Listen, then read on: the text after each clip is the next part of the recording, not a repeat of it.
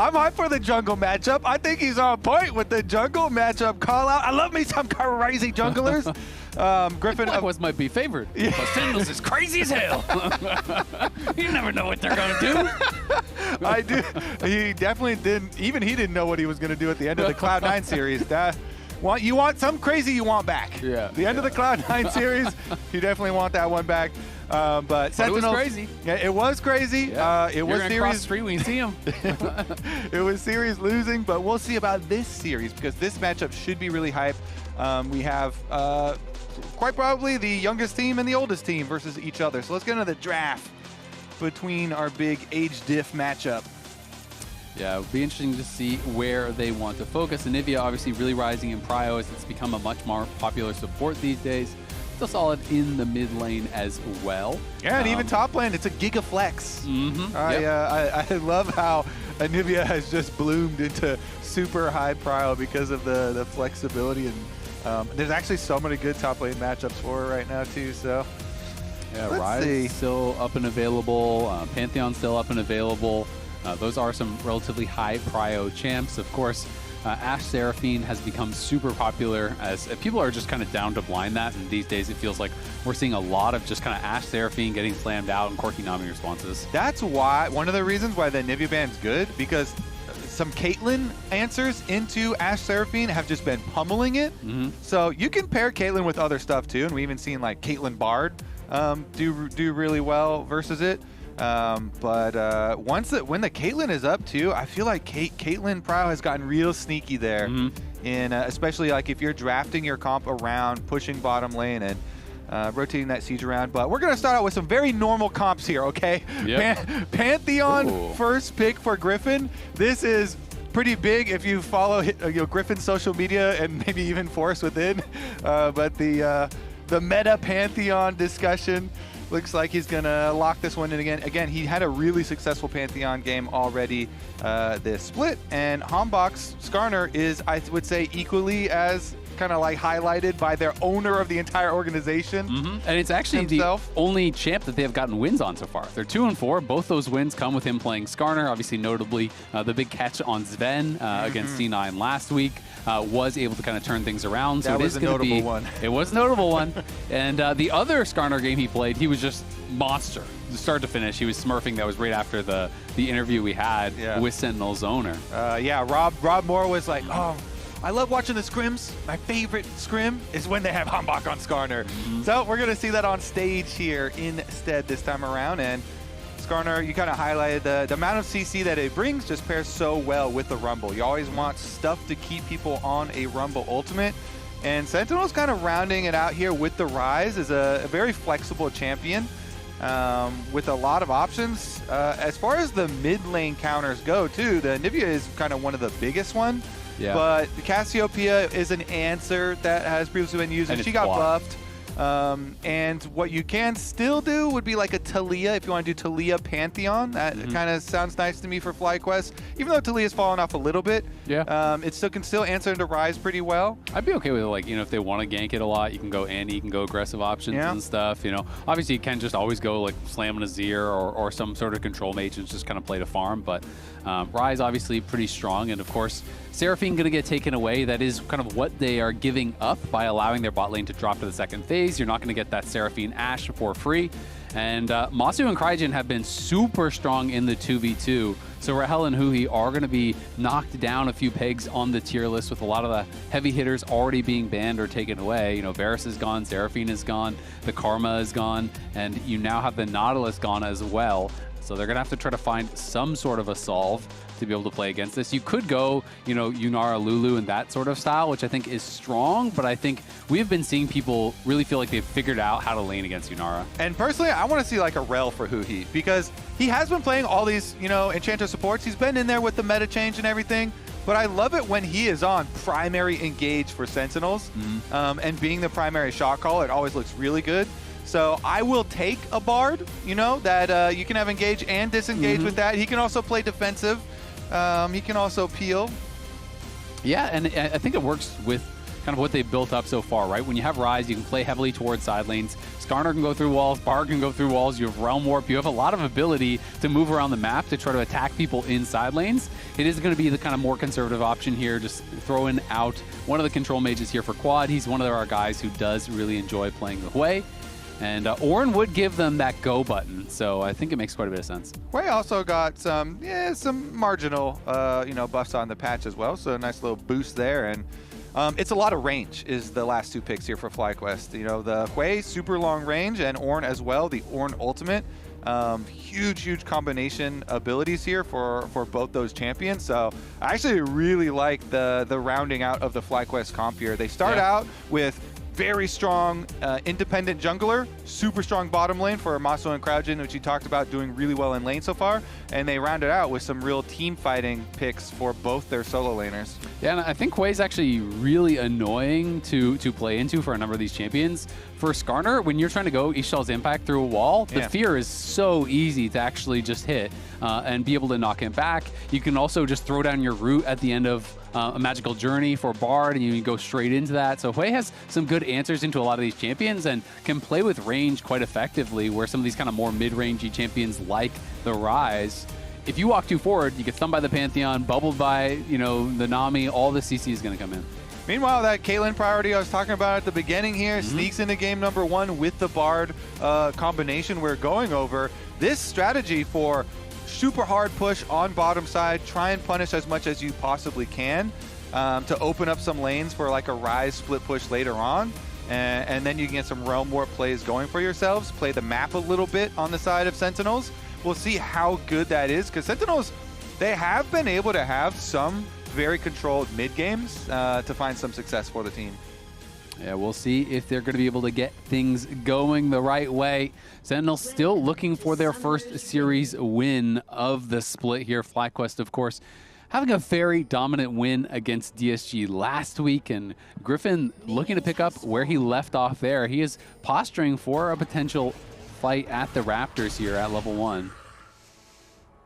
Yeah, gets a rock in the face. Get away from my Raptors. Never mind. Ward down, though.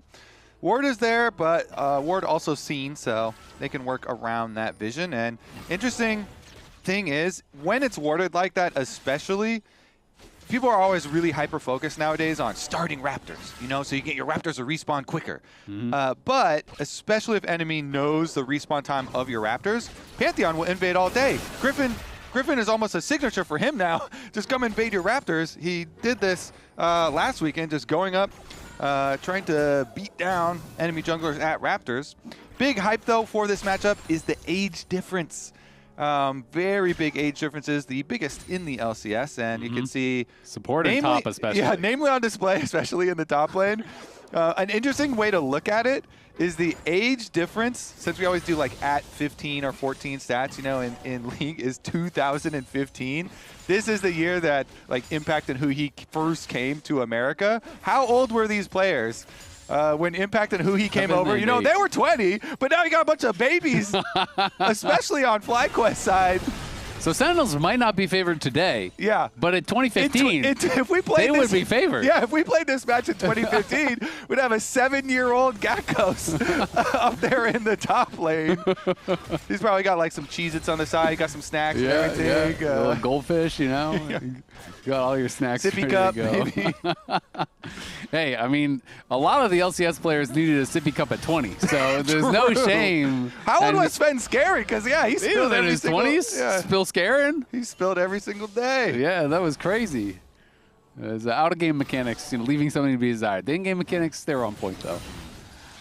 But interesting with the big age difference, we've also had a fairly substantial difference in the way these teams have found success in games. And it shows up a lot in the early game stats in general for these two teams. FlyQuest, you would kind of expect the young team with lots of mechanics, and I don't know, I feel like people always just imagine like you're hot-headed if you're young and you're just like super aggro, trying to take a bunch of fights, to have an early game advantage. And if you thought that, you would be right. They have had some very positive early game gold stats for themselves, and Sentinels the kind of opposite, and it feeds into another one of these just like assumptions that people have, especially that are surrounded like, oh yeah, well the older players, they've got to be you know, bigger brains or something to cause them to be able to come back from gold deficits, right? You have to be wise to come back in later stages of the game, right? Exactly. Stay calm under pressure. It's also kind of crazy because these are at 14 stats, but I was looking at the at 15 stats, which you can obviously see on Games of Legends, and Impact is averaging down over 700 gold at 15, and his entire team's deficit is significantly less than that. Yeah, they chopped it. It was like 400 something, so the rest of the team's making up for part of. And so far, hey, he's got an advantage on that top side. He's playing, you know, first strike rumble. Yeah, he's cheating a little bit, but we take what we can get, Kobe. True. You don't really take your matchups into account when you look at stats, right? You know, just it's a numbers game. Exactly. But yeah, rumble, of course, earning the extra gold there. Always nice to take first strike versus the tanks. Try and farm off them even more since Gakkos is just looking to sustain and scale up for his team, and we're having a lot of that so far.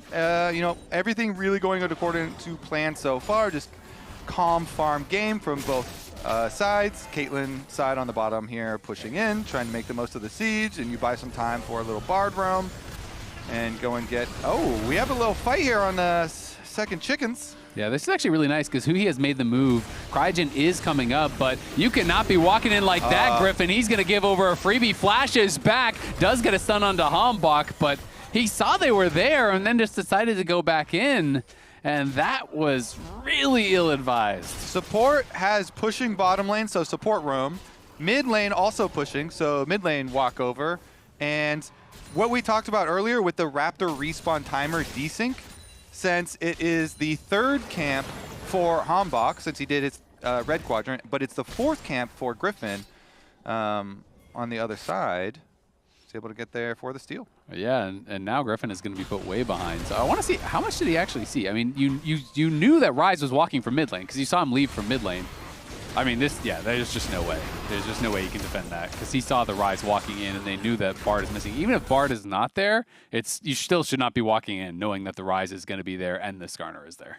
Yeah, it is one of the super dangerous parts about the Caitlyn Bard lane. It does buy the Bard a lot of roam timers, and we were kind of just talking about, as we saw in the bottom lane, then push in, getting the extra roam timer. So him coming plus, very easy setup for Rise there. No flash or even ghost necessary for Dark Wings to get into range. Very nice start for the first blood for Sentinels, and we might have to readjust our early game stats, Azael.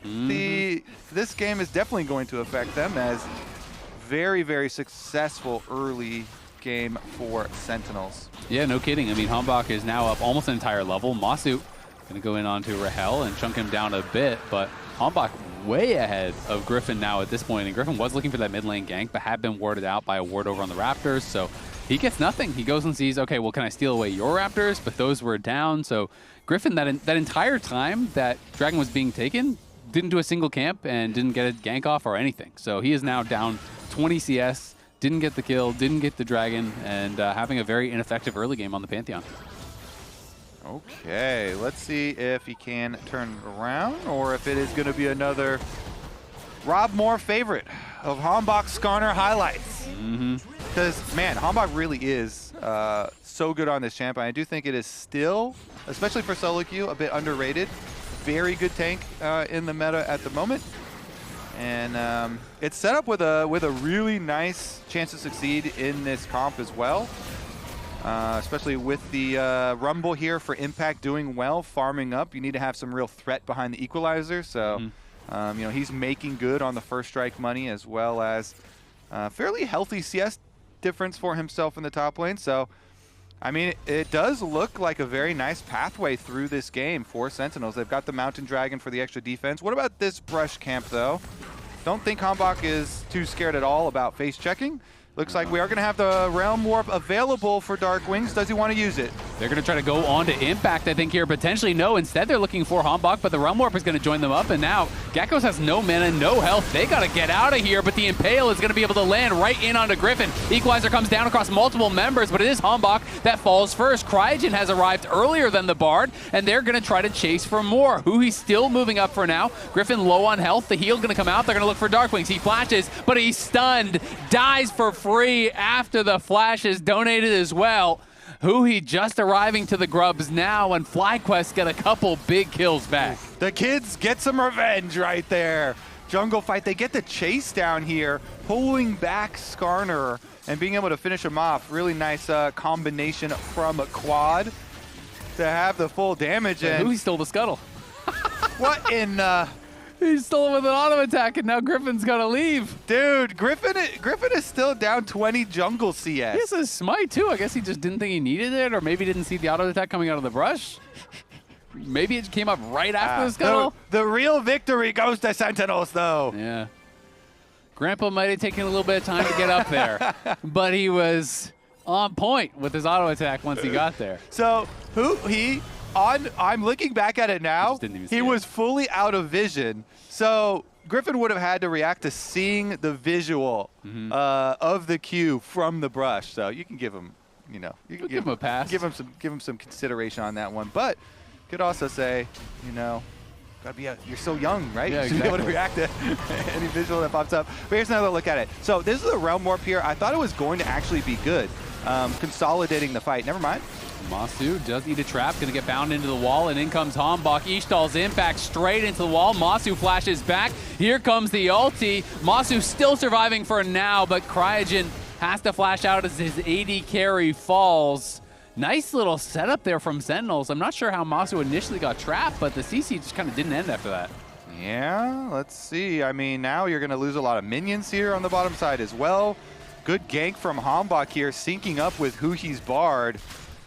And they're going to just push this Caitlyn into full siege mode, accelerate with all this extra money off the tower plates on bottom side. A lot of extra alone time there.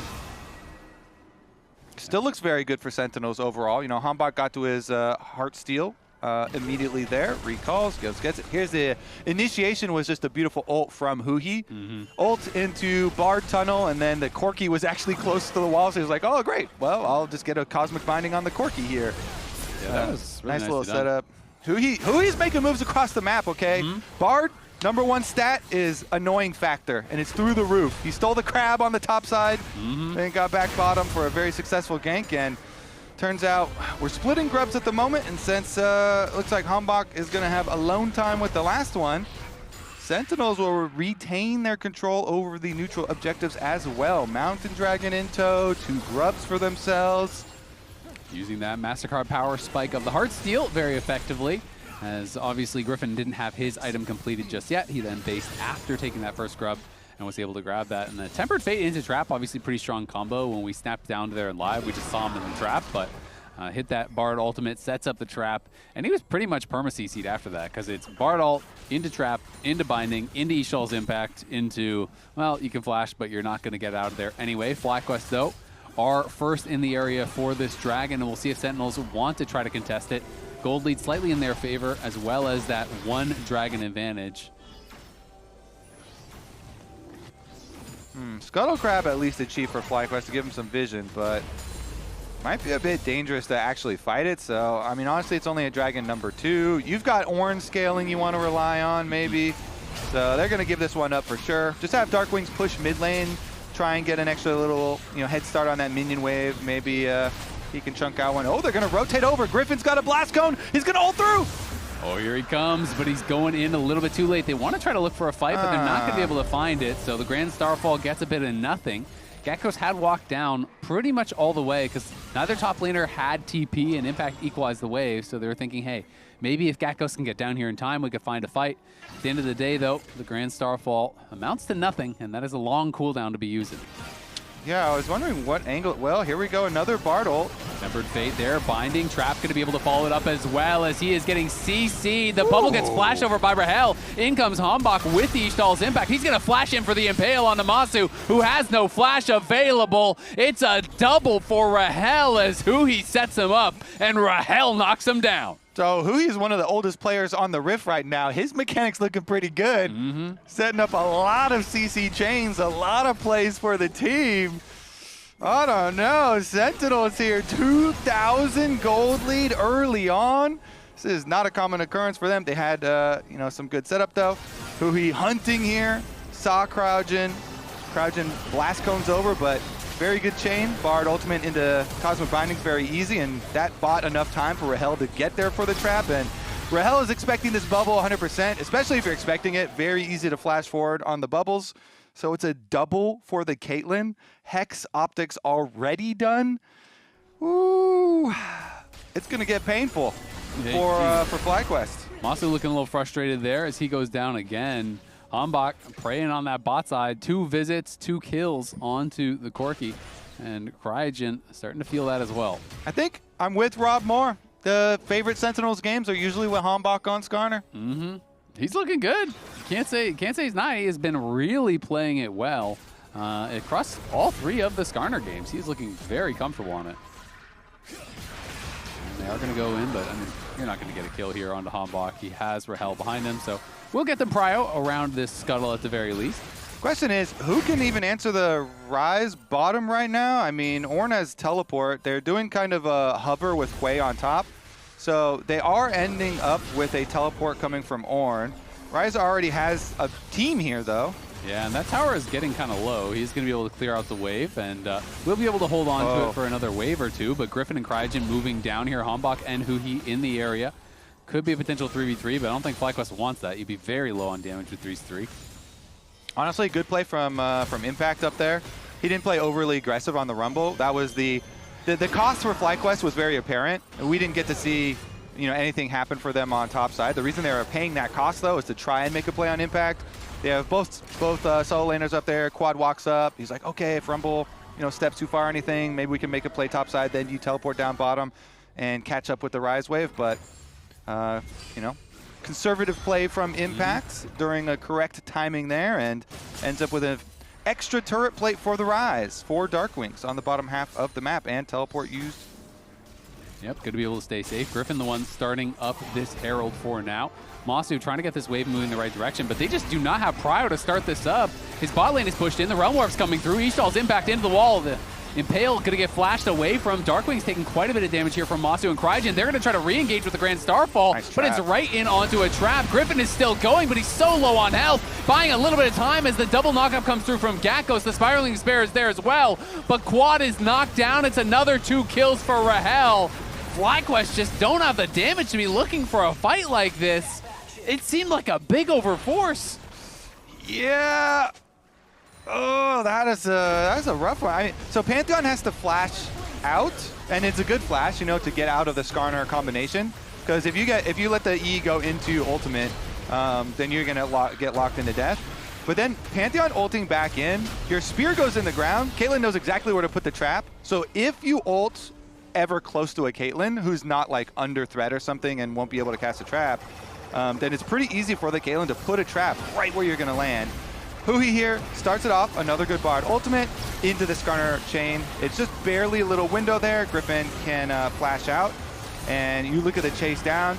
Trap gets there just in time. Headshot goes through and tries to go in, but even with the Ornn ult hitting there, they already burned him down, had the damage, and Impact just roasting them on the front lines here, trying to move them back. So very good kind of response from Sentinels. Yeah, really well done by Sentinels. Just seemed like a big overforce from FlyQuest, though, to me. I mean, that fight was not even close to working. Impact just kind of dropped the equalizer between the 3 members of the backline. They never even got close. And Griffin, yeah, he had to flash the Impale, but he didn't have to be there. You saw that you had lost prio mid. You saw that they're walking over from there. He could have walked up towards quad and out towards top lane and saved his flash. And now, you commit to that fight when you're already down. You lose the fight anyway, so now you're down about 4K. They're going to lose the Dragon, and now it is sole point here for Sentinels, who's taking full control of this game. Going to look for a potential play here on a Darkwings. Nice. Realm Warp will be able to get out. I don't think they had the stun back up anyway to be able to interrupt it, but well played there by Huhi to keep his mid laner safe. We're going to have a very early Infinity Edge for Rahel on Caitlyn as well, and it is done now. So 17.5 minutes Infinity Edge for Rahel's Caitlyn, and the map is kind of crumpling on bottom side. It is going to be traded with some top side pushing. Quad will eventually be able to answer and get this top tower as well, I assume. Actually, they can't even finish off the remnants of it, so recall timers go out. And we'll see, because the map is getting pretty dangerous now for FlyQuest. especially if you are a Hui. This is very good, control mage champion, good range, nice AoE for team fights. But split pushing is quite dangerous for him. Yeah, it really is. And I mean, there's a lot of tools to attack you on that side lane, with the Skarner, with the Bard, can get up there and really make things difficult. FlyQuest trying to maintain some control in this bot side here, but it is Rahel pushing up mid. And it is Quad going to get interrupted under his tower. I don't think they can look for a dive in this spot, but they do kill off another tower with the Caitlyn. They take down mid lane, and now Gatghost not going to be able to trade back. He's just going to have to back off as the gold lead continues to extend here. FlyQuest are going to have to try to find some plays of their own if they want to turn this around. Yeah, I feel like it's got to be off of Ornn ulti at this point. You can definitely make some really good picks with that. That is a way to put pressure on like a Caitlyn or something if you're going to go for a Pantheon ult play. So they really have to have one of those big abilities plus the Pantheon ultimate and just try and go for a pick on somebody. It doesn't necessarily have to be Rahel, but that would be the biggest bounty to collect. Yeah. If you could possibly make it work. It absolutely would. And I mean, if they could get one dragon, delay the game, I think they have a real chance. Because then the ornaments are all coming through and everything. Obviously, Ornn has his own. The first ornaments are going to be coming in pretty soon. But Sentinels moving up towards topside, looking to attack this pretty vulnerable Hui, who is up here. They clear out his vision. Crygen playing behind him, knows that he could be vulnerable, so wants to be there to keep him safe. Masu going to be able to Valk away. That was pretty close to getting caught by the Tempered Fate, but quick reactions from him will keep him safe for now.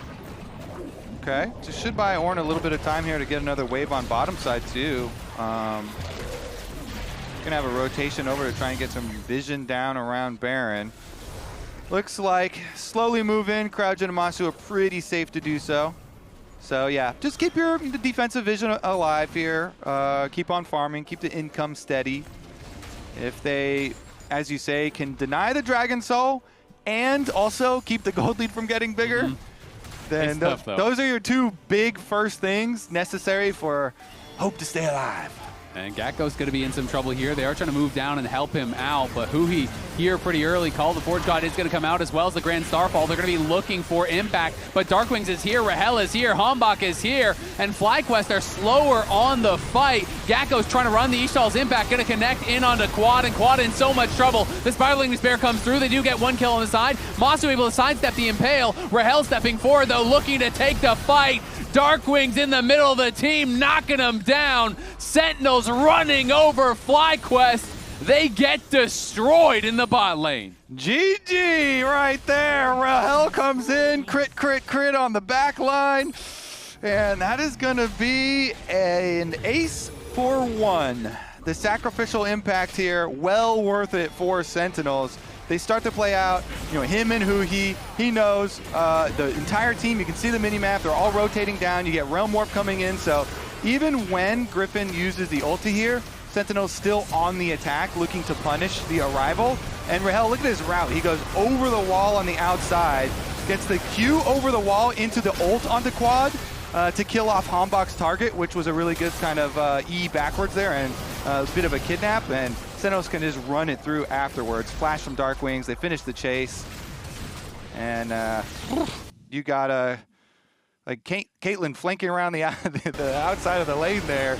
Makes it hard to escape. Back to live is Griffin going to get caught out once again. There's no way he's getting out of this one. Masu and the rest of the team have got to run. They're trying to delay, but the Dragon is up in 9 seconds. Your jungler is dead. The Baron's on the map. Sentinels crushing this one as Hombach finding more and more good engages. That last fight, being able to pick off Quad at the very start, the fight is already done as soon as that happens. And Rahel now already past his 3-item mark. Masu just starting to work on that. He is so far ahead, nearly 4,000 gold, the individual lead down for Rahel. Yeah, that is a painful sniper. No headshots are going to be taken lightly. Does Caitlyn have an Ornn upgraded Triforce? No. Good point. You know what? Go. That one goes in the museum, maybe. after the end of this. That's what you're holding on to, though. Yeah. You're like, you know what? We scale, play for late guys. We got to make a pick. You're always hoping for one of these big picks. Yeah. You do, have you scale. You got some capabilities They here. do too. You got to make up a lot of gold here for items, but you do it by making picks. The Protobelt way, looking for a pick on an impact. Go. It's going to work because he Protobelts out, and now they're going to try to go for the Call of Forge God. Can he find the redirect onto Rahel? Easily sidestep Rahel with that Cloud Soul move speed. Just able to easily get out of there. That would have been huge if they could have caught the Caitlyn as well. They might have been able to look for a Baron start. But Griffin now in his own jungle has been spotted by Sentinels. Rahel pushing up mid lane onto that tier 2.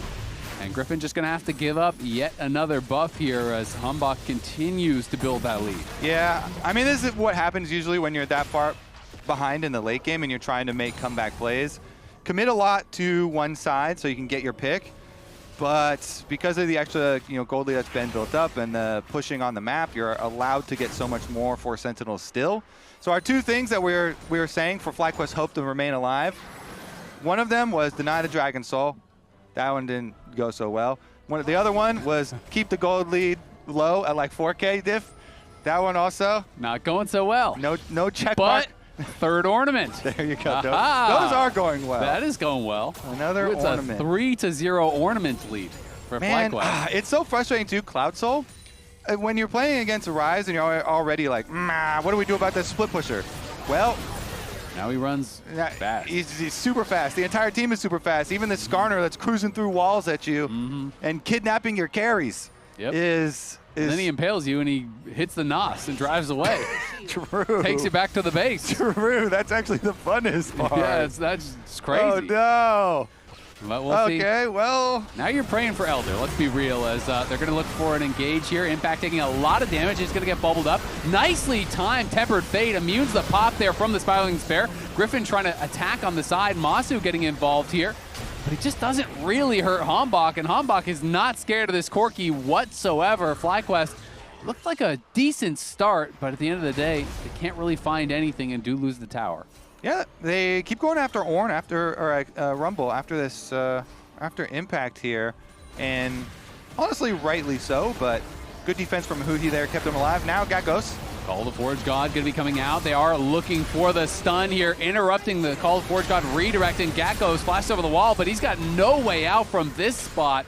It's a pretty easy pickup there for Sentinels, and immediate pings back onto the Baron. Yeah, no way for him to waddle out of mid lane. That's the other really troublesome part about being super far behind in games is there's a bunch of wards from your opponents that are so deep on the map. When you move out onto the map, they have a lot of teleport locations to just teleport on you and collapse after a play occurs. So Sentinels make good on the trap there, the punishment. And now with Baron, I mean, you really cannot stop Caitlyn this fed with Baron buff Siege. Like, you just can't do it.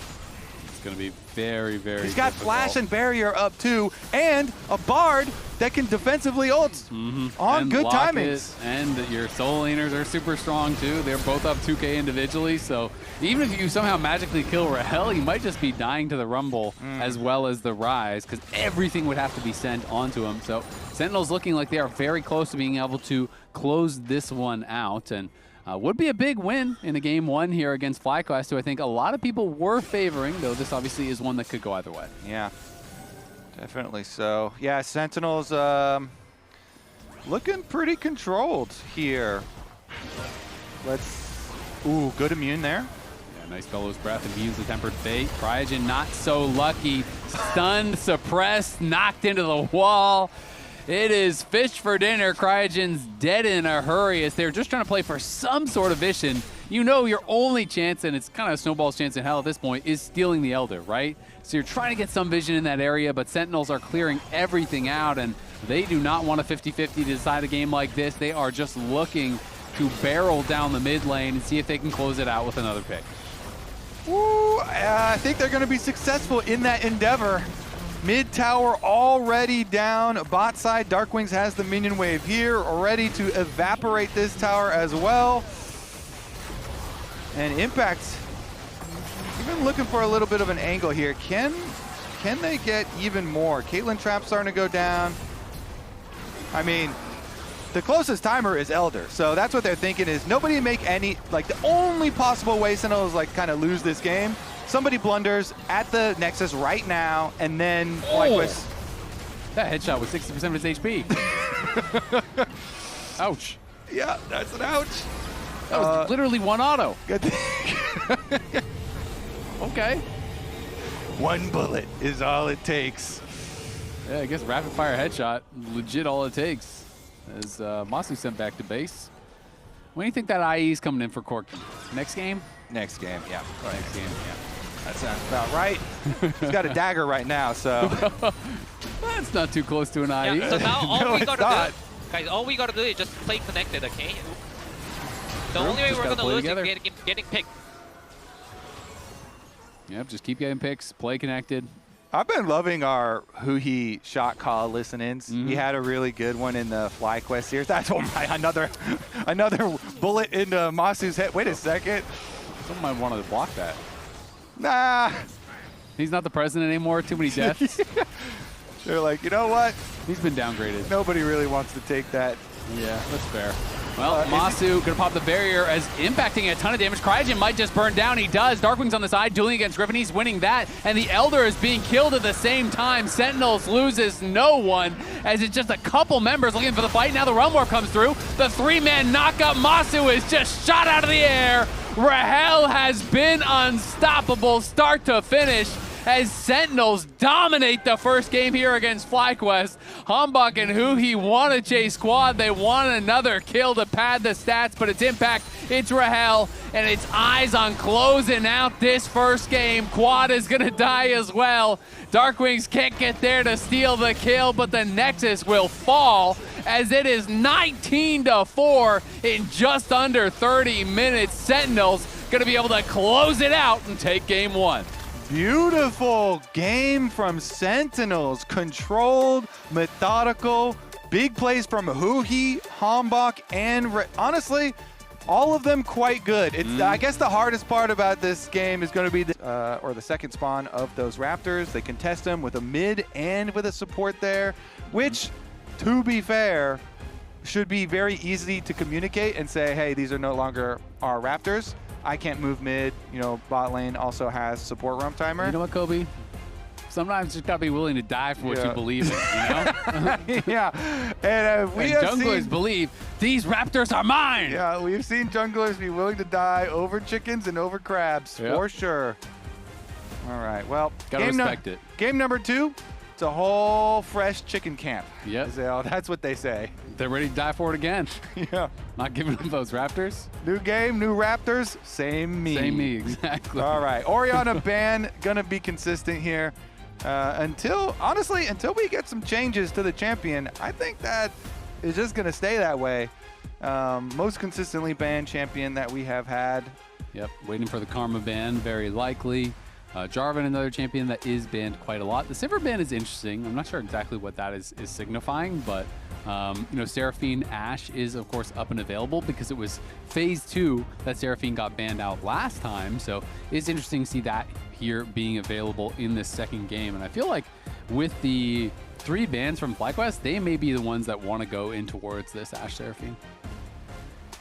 I mean, I really like it. I super prefer it, especially when Caitlyn is already out of the game. Looks very good to me. Then I say, if they do an Ashe Seraphine, then my preferred counter with Caitlyn already being out would actually no longer be the Ezreal Karma and would be a Nautilus lane for kill lane. But Ezreal no pairing that with a Mundo. But Ezreal Karma is also still good. Karma, of course, has been getting some nerfs, but most Karma players consider them fairly small and still kind of performs what you want to do with this champion. So the early Karma pick does definitely highly signal likelihood there for Ezreal Karma strategy into the Ashe Seraphine. And looks like they're happy to take the other side of it anyway. Yeah, it looks like they will be going in towards it. Of course, if you think that there's a contested jungler here, like you could grab the Xin if you think that they're going to take Xin, because that's so commonly paired with the enchanters. Instead, they are going to select the Seraphine here. So I would not be surprised at all to just see Ezreal plus Xin now on the FlyQuest side. And I always find that interesting. You know, what do you think would be the thought process here for Hambach as far as like the matchup he would prefer? you know, if they are in fact going to give over If they did Xin, I would go Trundle into it, because Trundle is very good 1v1 into Xin and can perform really well for team fights with Ashe Seraphine. And if you are a Trundle player with a Hawkshot on your bottom lane, it feels so good, because this champion is really good in dueling, especially a Xin that can't really get away from you. That would be my thought process, at least, if they did, you know, go for it. I kind of like this, because this is flexible, right? So they could go either way. So now you can't really just kind of hard assume where it is going to go. But that might mean that the you know, Xin is going to go the other way. And then if you are worried about the Trundle, you obviously have protection bans in phase 2. So it is opening up that. I mean, I do think when you're playing with Seraphine, you want a bruiser who's going to run in to be able to bounce the Encore off of pretty much every single time. And I feel like whether that's Wukong or Xin or whoever, I do think that's something that they'd be looking for here. Yeah, for sure. And then Renekton, in case the Ambessa is top, that's going to be a very good matchup. No, it's not. For the Renekton. In case it was, you know, might want to rethink that. Still a possibility, of course. You know, some people just love playing Ambessa so much anyways that they're like, you know what, it's fine. Yeah. You know, I'll still play it into it, but the likelihood of the jungle Ambessa went way up with the Renekton pick, which Renekton is also universally fairly good for blind pick when you have protection bans after the 3rd pick here, like they're doing right now, the Gnar, one of those. So you pick it and then you double protection ban here. You know, other answers are like Jax and stuff like that. Even Sion, I quite like Sion into it. Even though you're losing early, I just don't really think it matters. Yeah, my only danger, like, I still think the Trundle would be a good, you know, possibility if they then did tried to do Sion into Renekton, and then you have like a you know, team counter. But it's definitely is another viable, good viable pick into it. And Renekton, you're talking about bruisers with the Ashe Seraphine, serves that, doesn't have to just be the jungler, top laner as well here too. So the Annie, they don't want the explosive engage to really set up. You know, Annie and Ambessa is very, very dangerous as far as the super quick engage, and they don't want, you know, Ashe or Seraphine getting blasted super early on, and that's definitely a combo that could do it. I mean, I think it's really smart, because when you're thinking about FlyQuest, it's like, all right, well, when you think about the best engagers from top lane, it's already Ornn, and Ornn's already gone, right? So you're thinking about these kind of picks that are going to give you some sort of snap engage, because right now, FlyQuest doesn't really have any engage. Sure, you can start a fight with public execution, but without setup, you're not even guaranteed to hit that, and it's not that reliable as a go button. Also, if you're thinking about the actual players too, Annie is the only like real mid lane engager that Quad plays. Most of Quad's other full champion pool is way more, you know, control mages, way safer, much more range stuff, regular like, you know, farming Victor style stuff. And so Annie is kind of the explosive engage champ that he has put time in on. And take that away. So really beefy, you know, 5-on-5 being set up here for Sentinels. They get their Sejuani and Renekton synergy. Ain't no way you're playing at best at top into a Renekton and a Sejuani. Like, that is crazy. You lose the 2v2 also, no matter what. No matter what jungler you pick. So I'm going to say that is 100% now a Griffin Ambessa. And they're going to go with the Jace into the Renekton. Okay. Gakkos Jace. Definitely a lot of confidence there. If the Renekton and Sejuani, though, if they get a good gank off on that Jace, it can get, oh man, it can get painful. You have to be really, really protective of your flash and have to put in some good jungle tracking and warding here. I'm really struggling to think of a 5th pick from FlyQuest that will make me like their draft. I mean, they have good poke, they have good kite, but I do think if they do not really do well early, it's going to be so hard. There's a lot of ways for Sentinels to start fights. You know, whether it is an Ashe arrow or an Encore or Renekton flank, a Sejuani ult, you know, there's so many good tools there. And Mel is going to be the answer into the Aurora. And FlyQuest basically have no way to start a fight besides just kind of running at you. It's got to be poke and maybe like an Aurora flank, but they're just so light on engage, and I don't even necessarily think they're guaranteed to win in the side lanes where you would want to, right? Because Sejuani Renekton is such a powerful 2v2, and Ashe plus the Seraphine are really powerful 2v2 as well. Of course, that bot lane can go either way, but if their bot lane doesn't win, I'm very worried for them. Yeah. Honestly, I mean, I always really like the super strong teamfight comps. Yeah. just regardless, but especially with these actual players too. I believe this is Quad's first Aurora game. We were talking about, I was like, oh, Annie's the only like real explosive first this year for sure engaged champ that he has play, and I'm looking at his career long actually first career play game. well. So it Annie's the only one that he has put previous time into. People, of course, always can practice new stuff and definitely can bring it out on stage, but it does make you a little hesitant to have a lot of faith in it. And so Quad career first Aurora here into a very strong teamfight comp from Sentinels. Yeah, it's going to be interesting to see how it goes. Lane's feeling very important for FlyQuest in this one. If they can't get some early advantages, I do worry that it could just be a very quick 2-0. And Sentinels, they've got a lot of power in the early game. They've got great team fight, great scaling, so many ways to actually pick fights and engage that don't even have to be a lot of commitment, right? You can just throw an Ash Arrow out, throw a Glacial Prison out, and look to start a fight in that way. So pressure, I think, on Gatgos as well as Masu and Cryogen to try to create some isolated advantages and to try to avoid the ganks that Hambach will be looking for, because he was fantastic finding those in the Skarner game 1.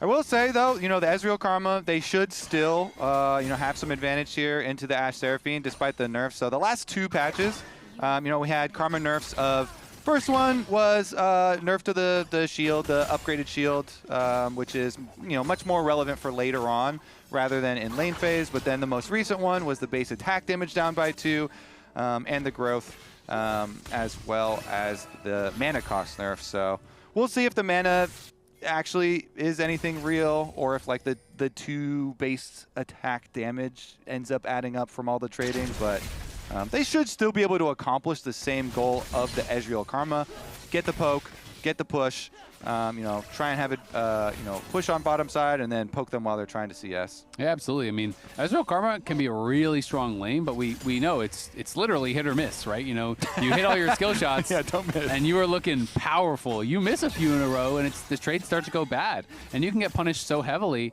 on a bad trade from Ashe and Seraphine, because their chase down is so powerful, right? The amount of slows they have can be very difficult to deal with. Masu and Cryogen definitely started the split very hot. Were incredible, I felt like, against TL last week. More up or down, definitely not as dominant as people were kind of expecting in their 2v2s, even though they won the series pretty hard. And then here, we come into that last game, and of course it was, not just an isolated 2v2 thing. It was a lot about Hambach, but they again got put down pretty far compared to where Rahel and Huhi were. Yep. Rahel, Huhi having a pretty good series for themselves so far, similar for Hambach. And both junglers are progressing towards the bottom side. Top-down clears again, second game in a row, same thing. Heal does go out here. So we have both heals and an extra summoner spell for Rahel with the barrier being blown. 2-for-1 bonus trade here for FlyQuest. So everything going according to plan. Karma with the -2 AD doesn't really care, seems like. Again, if you miss your skill shots, then you're going to want that 2 extra AD bro, and make up with auto attacks, but they don't really care. They're still accomplishing their goals here. Push in, force the recall, and it's a pretty heavy CS deficit at the moment. Rahel is heading back to lane right now and should be able to make up some of the deficit, but no barrier as well if they do get some jungle action down there. Hambach on the cruise, though, went back for the topside crab to be able to trade with Griffin. Takes him a bit of extra time. And still going to be able to get off on a pretty easy recall here. Masu getting pretty aggressive. Shifts in, forces the flash there from Rahel. And they're going to flash in for the tether. It's going to land onto Huhi. Don't think they'll have the damage to kill. But Rahel and Huhi going to be sent back to base again. And Masu still hasn't even based yet. The bot lane going amazing for FlyQuest in the 2v2. But I wanted to take a moment to talk about Impact, who is holding up well so far on that top side in the top lane. Has been having a pretty darn rough split. This is his laning stats. 8 out of 8 as far as gold difference at 14. He got kind of blasted in a couple of his series, but he was going up against Castle and Thanatos, 2 of the best laners in the league. And he did well in game 1 in the Rumble, created a nice little gold advantage for himself. Team fought well. And here in the second game, of course, it is early minutes, but is holding on very well against the Jace of Gatgos again. So Impact, getting back to what we expect from him, which is that really super solid top lane play. Yeah, and to me too, it's It's like a lot of the plays that contributed to the gold difference were the reason to be worried for Impact. Not, top lane itself, if you're like just the stats, sometimes top lane is one of the most heavily influenced by lane matchups, and like, okay, you're always taking, you know, losing matchup, play for team, you know, style matchups, then yeah, okay, you're gonna have a lot of losing you know, CS deficits and stuff, but some of the things were like lazy recalls or, you know, getting outplayed, and Hambach up here with the Sejuani. Yeah, Gakko's just jumped in, and he is gonna regret that. Hambach was waiting for him. Easy bait there by Impact. Gets the first blood for Hambach. He's looking good. Old man out here knows how to call jungle at a good time. Help. Honestly, though, you're always expecting Sejuani, Renekton synergy whenever these two are on the you know, same team. But I mean, that is a very, very, very efficient and effective lane gank there for Hambach. Like, wastes 0 time at all. Instantly gets the kill for the top lane. They don't have to use flashes, but you know, Gakkos doesn't decide to use you know, waste his after the jump in, but it's perfect timing. You come up through the lane, Impact has his stun ready for Gakkos, low health, like perfectly baited, man. Nice acting there for Impact, and good timing for Hambach. It was just 6. There's a cleanse on Ezreal, so he's looking right now. Maybe they want to get past Ezreal onto the Karma. Karma has no flash. Ezreal's standing in the way here with cleanse and flash. Yeah. You really want the Karma there? Because that's like a guaranteed kill with no flash and the no cleanse. And they didn't have eyes on Griffin for a long time, so maybe they were nervous about a potential 3v3. You know, if you go for Masu, and even if you just get the cleanse, it's not bad, right? Like, if you're actually, you know, looking for that, you can relieve some pressure on the bot side. But if Griffin's behind, then you might be destroyed in the 3v3. So was a little bit nerve-wracking for them. They had a ward on enemy Raptors, but they hadn't seen Griffin on that, so I think that was maybe making Hambach a bit hesitant. And so Masu and Cryogen will continue to enjoy their freedom on that bot side and keep that pressure going up. 22 CS now in that 2v2. No kills to their name, but still looking very good. Yeah, they still have the flash advantage down there. Rahel's barrier has come back off cooldown from the early usage, but yeah, still a very nice, healthy advantage and lead for the Karma Ezreal. Undeterred by the small nerfs. Interesting show here from Griffin to cross for Raptors. He's got the mid lane push, so and Bessa can annihilate these things so quickly. All you need is the early cross, and he immediately annihilates it, regardless if you know, there's not even any time for like a Seraphine to roam up there and contest or anything. Yeah, it was interesting because he immediately started walking. He started walking from bot lane right away, and then, as you say, they just killed it too fast, but it was kind of reminding me of last game on that Bard roam. Was able to get up there, but this time Griffin kills it off no problem, had mid prio, and Cryogen is behind quad. As Griffin just continues power farming away, Hambach, of course, still does have that gold advantage, but it's not much of one considering the fact that he did get that first blood gold. Seraphine helping out with the push here to get the early move for Darkwings in mid lane. Sentinels see what they can do with any sort of extra mid vision control here. He's doing his best to clear it out. The double defensive pink wards here for them to fully clear any sort of vision. Again, when your Ashe and Seraphine both hit level 6, this is such a tremendous amount of CC with that plus Sejuani. You have to be very, very careful about the engage from Sentinels and handling this moment in time for FlyQuest. How they handle this is going to be critical. So they are going to pull the dragon. There's the early dominance popped here from Impact. We'll get him a pretty nice trade onto Gakkos, but of course, now you're going to have to be worried about a potential dive. Griffin's on the other side, though, doing the dragon. Yeah, and with the trade for these grubs, looks like it's just going to be the 2 for Hambach. Wants to get back out to the other side immediately after, and teleport return for Gakkos. Just go back to base and invest the teleport timer here instead. This little shock blast was trying to keep the trading up. The tether won't quite land there from Cryogen over onto Rahel. But they do get the flash out of Cryogen as Hambach was seen on that ward, blast coning over. He knew he was going to be in the area, and now Quad going to go between worlds here, trying to get the damage down onto Darkwings. Definitely will not be able to finish him off, but the weirding does connect, and he gets a good trade. That ward is so good. That ward over the back of the Dragon Pit I think it was Cryogyn himself that put it, that we saw him when he was clearing out enemy vision in Dragon Pit, and then he put that one too. Because this... Oh, flash forward, he gets him with the final auto, goes across the veil, and dodges out from the glacial prison. Quad, in his career first game on the Aurora, gets a solo on Darkwing. Lead right there. Gets the summoner spell as well too. The flash and the death. Here we go on top side. Griffin probably went too far here. He's trying to stay around. They do get the camp. Impact is running back to the tower. Seraphine is coming up here. Quad is on the roam. Gatghost is going to have to flash the wall. Will do so.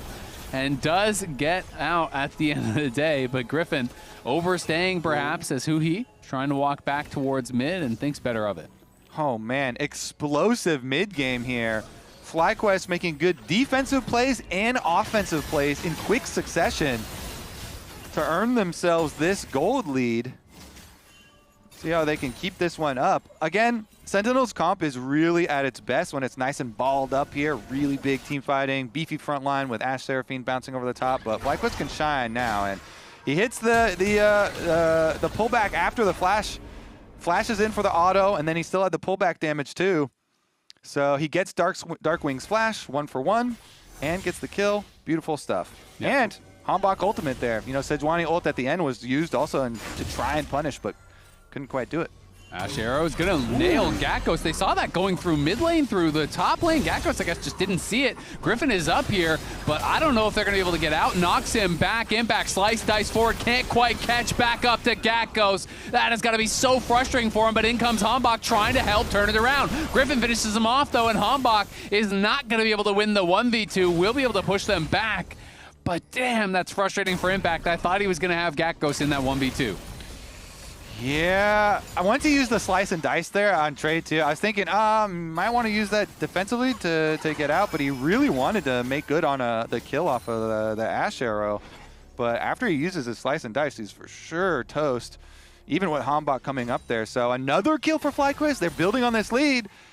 I mean, this is good for fans that do want the third game here. FlyQuest looking much better with the early lead and going in on Darkwings again. He can pull back. Yep. Nice pullback, easy kill. It's another. We're not going to call it a solo because he got a shield, but basically it was, as he just gets out the reflect from Darkwings on an early trade, and he knows, you know what, I can just send it. Even if I don't kill you here, you're going to be so low that you have to base. Yep, nicely done from Quad again. First Aurora game of his career. Looking good. We'll give him 1.5 solo kills. Okay. I think we can compromise. You only get a half for that? I mean, the Karma Shield, it's technically not one, but I mean, we got to give him something, right? 1.8? 1.8? 1.9? I could be convinced. Yeah. Let's up the percentages here a little bit. Karma deserves what percentage of that kill? Yeah. Like 3% maybe? You know? Hey, I was there too. Honestly, you know, getting the extra assists money is just like more money for the team, you know, out of the air. So they'll take it. Beautiful, beautiful shield right there. Gorgeous shield. And really made the play. That's with the nerfs to the Karma shield. Holy God, that's crazy stuff there. He invested extra mana to do that. Yeah, even with the AD nerf for Karma, still able to take down the enemy mid laner. Beautiful, beautiful stuff. Incredible, incredible stuff. Handling those patch changes. Like a champ. All right, well, now it's a 2.4K gold lead here for FlyQuest. Hasn't been that many kills, but it's a bigger gold lead for Masu with no kills than it is for the two pretty much solo kills there for Quad, because they have been hammering the bot lane in the 2v2, farming plates and building a big CS advantage. You think Quad is thinking right now, I could solo kill this guy too, I bet. I'll do it again. Masu's like, you know what? Let me try my hand at it. I got a Trinity Force. See if I can land some poke on this guy. Yeah. How long on his flash? Let me see. I want to do it too. Yeah, maybe he needs a rocket belt of his own. You know, get in there. Maybe that's the key. Yeah, get in there. Maybe Darkwings needs one. Get out of there. Yep. Everybody needs one these days. And Cryogyn has a McHale's. Definitely an obvious rush this game when you're playing against Ashe Sejuani, as well as Seraphine, as well as the Renekton stun. It's pretty much guaranteed you're going to get some good value. Yeah. Honestly, my question right now, too, is are we convinced? Because we're like, oh, FlyQuest, they got to get some, good early leads. The Sentinels team fighting, the synergy between these champs is going to be really annoying when they group up, when they get their full 5-on-5 front to back. Currently, I am actually convinced. I think that FlyQuest have done enough so far to get a really good early lead onto Aurora. Burst damage is critical. You want to be able to burst down Ashe or Seraphine. If you can take those out early on in the fight, you take so much, of the synergy down. And that with Ambessa also getting a kill, those are two really big weapons to kill them. So this makes it a very exciting game for me because it's not just going to be like, oh, dang, this Sentinels team, like with an early lead, gets to just group up at dragon after dragon team fight. No, FlyQuest have done a very good job getting their early lead on some of these carry champs. Yeah, completely agree. I mean, they set themselves up in a good position here. But we have to remember, it was Huhi we got to hear the listen in on when they were in a much worse spot. And this was him, moments before they actually lost. He said, in the end, it's going to come down to just one fight. They found that fight. They came back in that game. And we'll see if they can do that here once again as Griffin missed on the ulti. They're going to go in, though. Rahel in trouble already. Quad flashes forward. Ezreal is pumping out the damage. Gakkos is going to try to get involved. The two-man charm is going to mean Griffin falls into shutdown there for Darkwings. Gakkos flashing forward. Darkwings flashing out. Hanbok is low, as is Darkwings. The poke landing here from FlyQuest, but they can't lock down any more members to get some more kills. Yeah, you can kind of see it already. So part one was good. FlyQuest, though. Quad could be in some trouble here. Is going to pop the weirding. Goes across the veil, kiting back. Gakkos arrives. Huhi here to try to shield up and protect the team. Sentinels, at the end of the day, kind of coming out on top as far as the health is concerned. And the Herald went to Sentinels as well. Yeah, getting the objective here. That's going to be some, guaranteed turret plate money for them later somewhere. But they do exactly, FlyQuest are going to assassinate Rahel. Eyeballs on Rahel here. This Ashe in the middle is trying to volley. Boom. Griffin goes in on him. Aurora goes in on him. They get the burst damage. So they do take out one of the squishies. It's the exit afterwards. You still see the power of the Seraphine here. Huhi able to follow up there. Got a good ultimate through on them. And then they heal and shield. Not bad. They use TP too. Exactly. They used TP and got the Herald and get the 1-for-1 still. And it's still pretty early on in the game. Gakkos could be in some trouble here. The Herald going to get dropped. Hanbok and Huhi are behind him. Cryogen is moving down. We'll see if they can actually defend this in the 2v3, if he'll be here in time. It's going to be started off there by Hanbok, but he's just going to run for the hills. Pops the Ghost Blade as the TP's coming in from Impact. So they are going to lose this tower. It should be first tower there for Sentinels, unless Quad is about to kill the top lane one, but that's going to be a nice little injection of gold. Interesting that they're going to give up 2 lanes to do this, though, mid lane and top lane. So it's going to, both of those are actually going to fully go down. Top lane, I'd say, I mean, Quad is quite dangerous, so Impact, even if he had stayed up there, wouldn't be able to save that tower or anything. But investing that, watched it. Yeah. You could have watched it happen in person. Be the reporter, in-field reporter. Yeah, but dangerous job. Instead, though, now you're at a TP deficit for the matchup with Jace. Darkwings, on the other hand, has his TP back now, so they can have the Mel instead kind of catch waves on the side and offer that teleport assistance. Yep, so he's going to be able to try to answer there. FlyQuest, though, just want to continue stacking dragons. As long as they're in control of the dragons, they are going to be able to make Sentinels come to them. And that is where, the lack of engage is not really going to matter if they force their way in. But remember, the LCS Spring Finals are going to be taking place in Mullet Arena at ASU from June 13th to 14th. The tickets are available now. There's the QR code right on your screen. Scan it up, grab your tickets, and we will see you there. Spoilers, we're going to be there. Woo! Azael, going to be there in person, live, reporting? Yep. Be front row cheering you on. I do, yeah. That's going to be me. All right. Honestly, with Dragon only 18 seconds away, I thought the investment would be a little bit heavier here in trying to get the vision or the priority down, but looks like FlyQuest are going to have full control of the setup. So they've got full vision control. Maybe it's an angle of, you know what? Let's just save most of these resources. Well, teleport invested here for Gakkos. Interesting bot side flank from Impact too. Renekton walking up.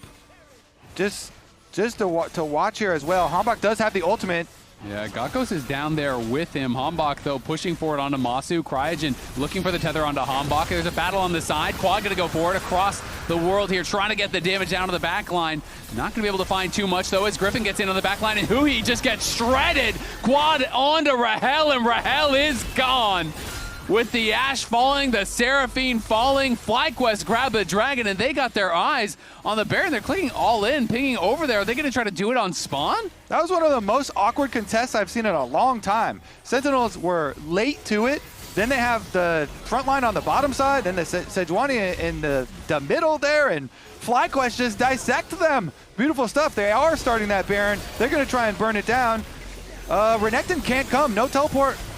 Yeah, both the Soul Inners are not moving, so they're just going to have to give this up. We'll see if Hambach wants to just try to get in there and trade his life for it. Darkwings has now moved over. Huhi is coming now, but it's down to 4K. Gakos is on the side trying to threaten them. They get vision on it with the Hawkshot, but Hambach just cannot get in. The Encore is going to whiff. The Baron is going to be secured, and FlyQuest, maybe they want to fight now. Hambach going to try to jump over the wall. Quad looking with the weirding, cannot connect. They do get a bounty on the bot side with that tier 2 tower being taken there by Impact to get some gold back in their pockets, but FlyQuest with a huge series of plays.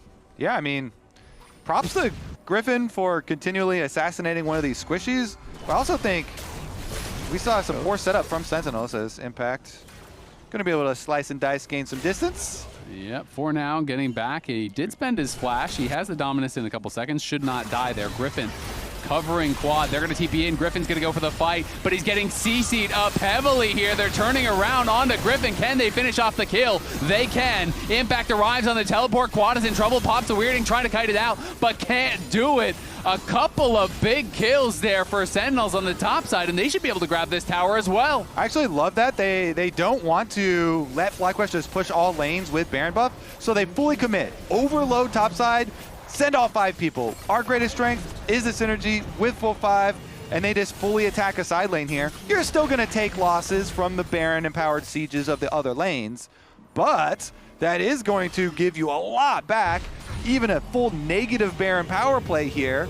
So a good amount of gold recouped by Sentinels with a smart call to fully overload the top side. All 5 people go. Look how many wards all sprinkled around up there, and getting a bunch of gold back here into this massive synergy of team fighting for this squad. If they're here on time and they set up their battle lines for the Dragon Soul fight, it's going to look real good. So Griffin does go in again on one of the squishies, but all of Sentinels arrive here. The teleports come in, and everybody's able to complete the extra kill plus the tower after. So huge shutdown money going through, money off the tower as well. And that's going to fund a lot of these item completions for Sentinels. See everybody basically with at least 2 items for themselves. And holy, the Baron power play, negative 1,500, and is now even just worse, hovering around that 2K advantage for Fly. But at 22 minutes, that's not really that big of a deal. We were at a bigger gold lead like 15 minutes ago. And especially, you know, right before the next, the Dragon for the Dragon Soul here, 1.5 minutes, you're already thinking about the setup over there. And now it's, you know, almost even 3 items for Darkwings, with the Shadow Flame almost going to be completed for the Mel too. So they certainly have plenty of fighting capabilities here. You group up, you've got Sejuani ult, Ashe Arrow, Seraphine ult. It's definitely going to take some good positioning from FlyQuest and some good skill shots hitting as well. They got to make some Jason Ezreal poke count for sure. It's just so hard because you try and go for your poke, the engage is just so easy. Ashe Arrow, Sejuani ult, Seraphine ult, so you have to be very good at hitting your poke and dodging. Yeah, absolutely. You got to control that space, you know, make it difficult. Try to soften up Hambach and Impact. They're going to be the ones walking in first, you know, with the rest of the team behind them. And if you can get them low enough on the entrance that, hey, maybe you can dissuade them for looking for that engage. But it's like you said, they are quite strong. Darkwings for sure is going to have gold for his 3rd item. You'd have to think before this dragon spawns, but maybe not at this point.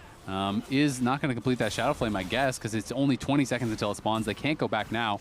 FlyQuest are in the area here. Both teams sending all 5, of course, for this fight that they know may decide it. If Sentinels wins this fight, they're going to be in a pretty good spot. Quad has not yet spotted Hambach, and he is looking on the side here. A little bit of poke coming out there from Darkwings as Masu is trying to fight and get this damage down on the Hambach, who's just sidestepping everything.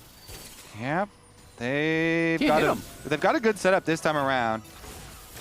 Good front line here, pushing bot wave. Griffin gonna start some damage on this dragon though. Yeah, well, I don't think we've seen a single Mystic Shot connect, and now Masu taking quite a bit of damage there.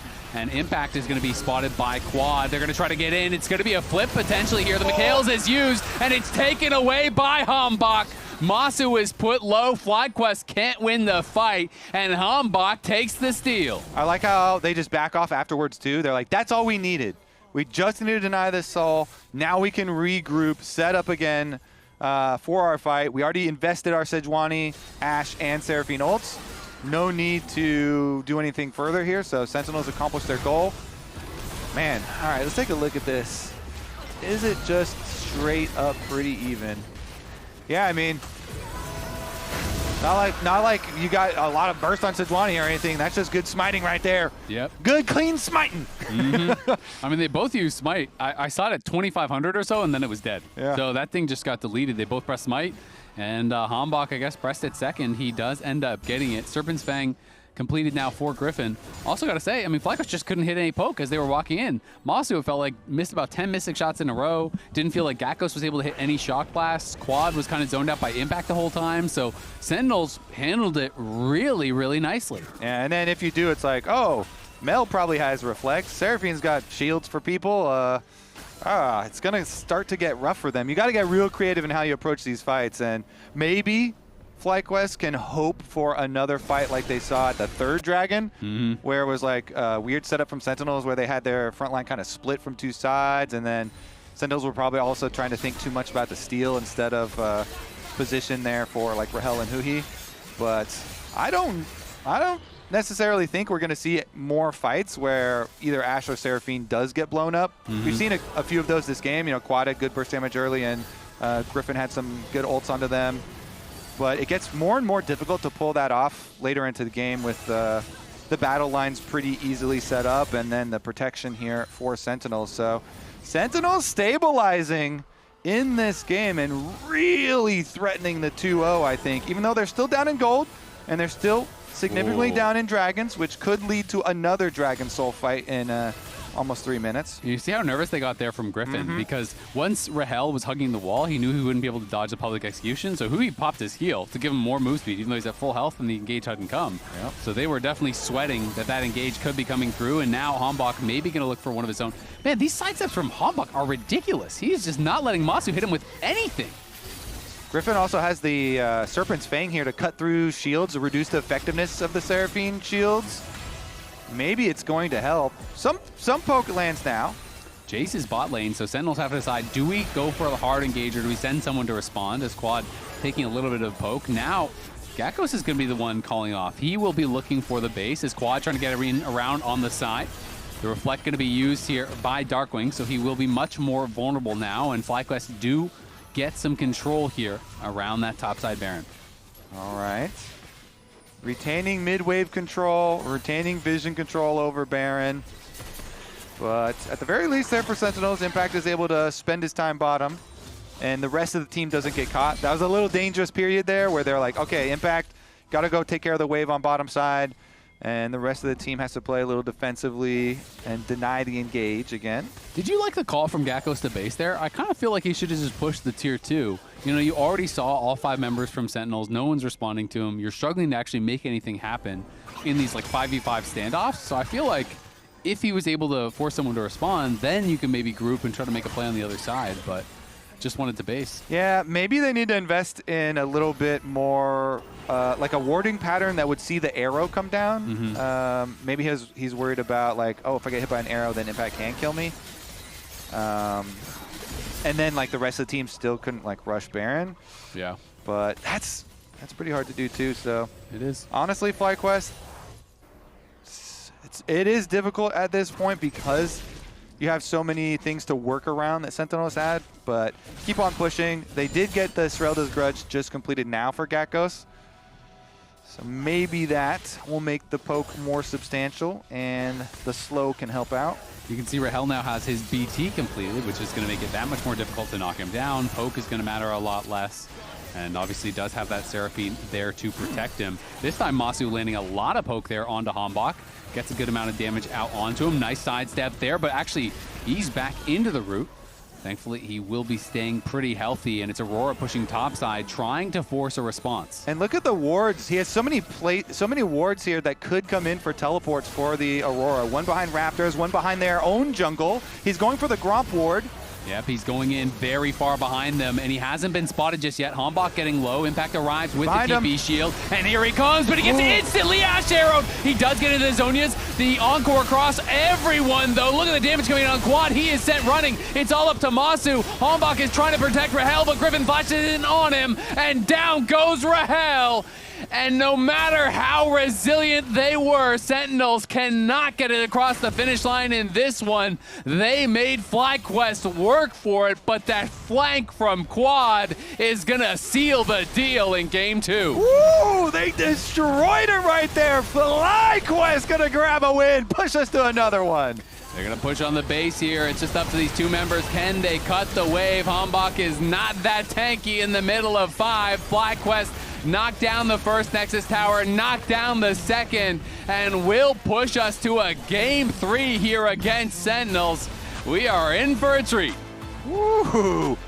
Quad and Griffin were. Now that brings us to our final determining game between the youngsters and the Yunks, with FlyQuest and Sentinels. The youngsters and the youngsters. The youngsters and the youngsters. That's good. All right, well, it is going to be Orianna, Nocturne, Annie all banned out. So targeting Quad a little bit more. You talked about Annie as kind of that prime engaged champ that he does have. That was his first ever now career. He's got the Aurora in there, too. He's got Aurora card. I voted for him. He got the 2 solo kills now because I'm changing it to 2. It's not 1.9 anymore because it works for my argument. Yeah. He got the 2 solo kills. He had the big flanks. Yeah. I think he played a really, really great game.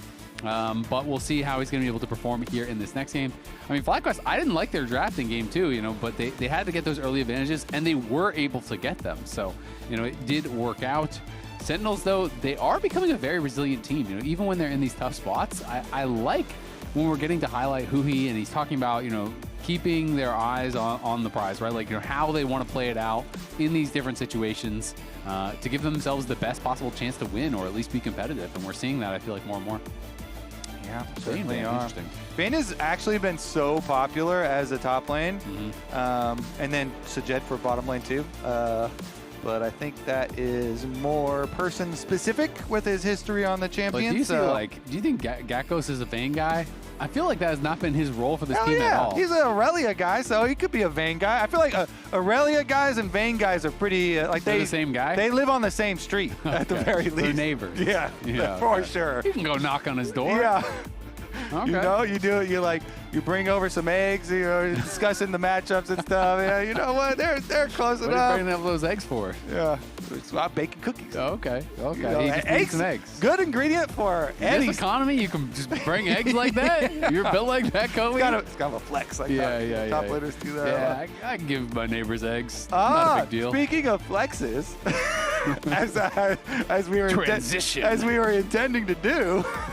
The Anivia, the triple flex, the beloved triple flex for very highly likely in support, semi-likely in top lane, and also semi-likely in mid lane. They're all very, very likely, you know, and viable flex positions. You technically could still do it in AD carry. I'm going to say you technically can't do it in jungle because you get reported in 100% of those games. That's true. Yeah, very effective as counter pick for either solo lane. And then support here is going to have to go into Jhin and Nico. And I was going to bring up Jhin at the beginning here for Masu because these have been his preferred carries. He has had a strong preference for the Jhin, Ezreal, and Corki. And that's what they're putting time in on yet again. And they go right into it. Huge CC bottom lane here with the Nico Jhin. But speaking of CC, you get the Vi, so you always start to think about Talia or Ahri. Types of mid laners to pair with it. Don't necessarily have to go that angle because that would reveal the flex of the Anivia. This way you can keep full value triple flex with the Anivia. They don't have to reveal anything. All that they reveal is, hey, we have a bit of a dive comp with a Vi and a lot of it and a Kai'Sa. You know what would actually be really interesting? I don't think we would get it for anyone except, you know, APA or something like that, but I feel like Deco mid is actually reasonable in some of these, and I feel like when you're playing into hard dive, Renata goes so crazy. So, you know, having the ability it would be worth it. Yeah, to me. But, you know, I feel like APA would probably be the only guy who likes Nico mid enough that they would even consider it. So I don't think that's going to happen or anything. Kai'Sa, obviously, as you said, you know, is going to be kind of tipping your hand. You already had the Vi. You are going to be playing dive. Kai'Sa not really a strong laner if you can't find those all-ins, though, so I do kind of worry a little bit about how the 2v2 will go. Though I'm finding myself reevaluating how I'm looking at Anivia, because obviously Anivia, you know, is a stronger laner than I think I initially gave her credit for. You know, the 2v2 can be quite powerful, but I haven't seen as many pairings where it's like Anivia plus weak laner. It's usually Anivia plus Caitlyn, Anivia plus, you know, like Ezreal. I'm seeing those kind of things, more, you know, lane dominant style. So it'll be interesting to see how this works. Yeah, I think it could have some pretty good success here. And again, I would put more weight on the Anivia support, but we'll see what the picks end up being for solo lanes here. As you know, FlyQuest, of course, are going to have to reveal a bit more before the full commit is necessary, and they're banning top laners. So Aatrox and Gwen. So they are not believing in the impact Anivia. And if you're looking at the individual players and thinking about how flexible are the individual players, you know, the champion Anivia is really flexible. Yeah. But what's the likelihood of impact playing Anivia? It's probably decently low. I agree with you, but the funny thing is, he won most Fearless in Lock-In. He had the most different champions played, but you know, I still would not see him as, I would not believe that he is playing Vayne. I would not believe that he is playing Anivia. Maybe I'd be wrong, but I wouldn't believe it until he actually does lock it in and, you know, we get in game and find out it wasn't an Aatrox Guardian incident or something. We have thrown out a number of bans up towards top side. Obviously, Vayne was a ban over on the Sentinel side, but Gwen as well as Aatrox, both good protection bans for the Scion. So, I like this because now their top lane bans just say, okay, fine. Even if it is an impact Anivia, who cares? Now you can't flex it to not impact you know, Anivia and bully us with an Aatrox or a Gwen, and it gives us a really easy and good Scion pick. It's a flex. We do get our Rel. So Huhi Rel. This has been something that even before these last buffs, which I think went really under the radar, Rel is super underrated. Really came back in a big way with the previous patch buffs, not even this most recent one. But Huya was one who jumps back on it really early, and he's always been amazing with the big engage. So it is going to be Dark Wings with his Anivia, who was always, you know, good history with him on the champion, and had confidence. He brought it out even when he was on DSG and had a lot of confidence with it. So I think this looks very comfortable for Sentinels. Impact's history on Shen, also worth noting here. Brought it out at internationals even, and so I do like all these flexes and the threats from Sentinels, and they end up with their players on the champions that they're super insanely comfortable on. So they could have, you know, moved things around, and maybe people would be a little bit more uncomfortable with a little bit of different champions, but they do find their places into, oh man, this is like perfect for Huhi, perfect for Dark Wings, perfect for Impact. And I think that's actually a really smart draft that they've pulled off. I agree. I guess the question is, you know, will you be able to dive through the Xin, the Scion, the Nico, right? That is kind of the difficulty here. They have a very cohesive dive comp.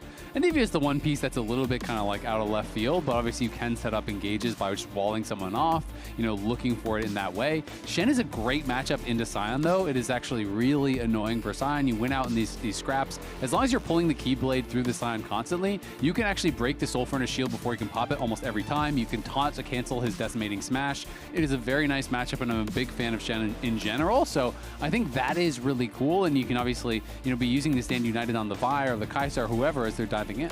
And not only that, but he's also going to have a hard time in team fights. I love Anivia always into Scion too, because now you got to watch while you're driving. Like, it's really, really difficult when the enemy team has terrain creation and can just block you like that. So they've got a lot of good answers. It also makes Nico's job really difficult because it can be difficult to get a really good Nico ult in this game, especially if the lane does not go well. And in order to try and get a little bit of a sneak advantage, a lot of teams have been doing this where mid laner, just walk out bottom with your bottom lane, you know, see if you can get any early trade or action or advantage that way, but is going to have to walk back to mid lane second here, and Quad gets the push. Going to be interesting to see how the jungle matchup goes this game, because we had an incredible game 1 from Hambach, really strong game 2 from Griffin. And last week, Griffin was doing, you know, all kinds of invades against Cryo. That really was a big story of this series.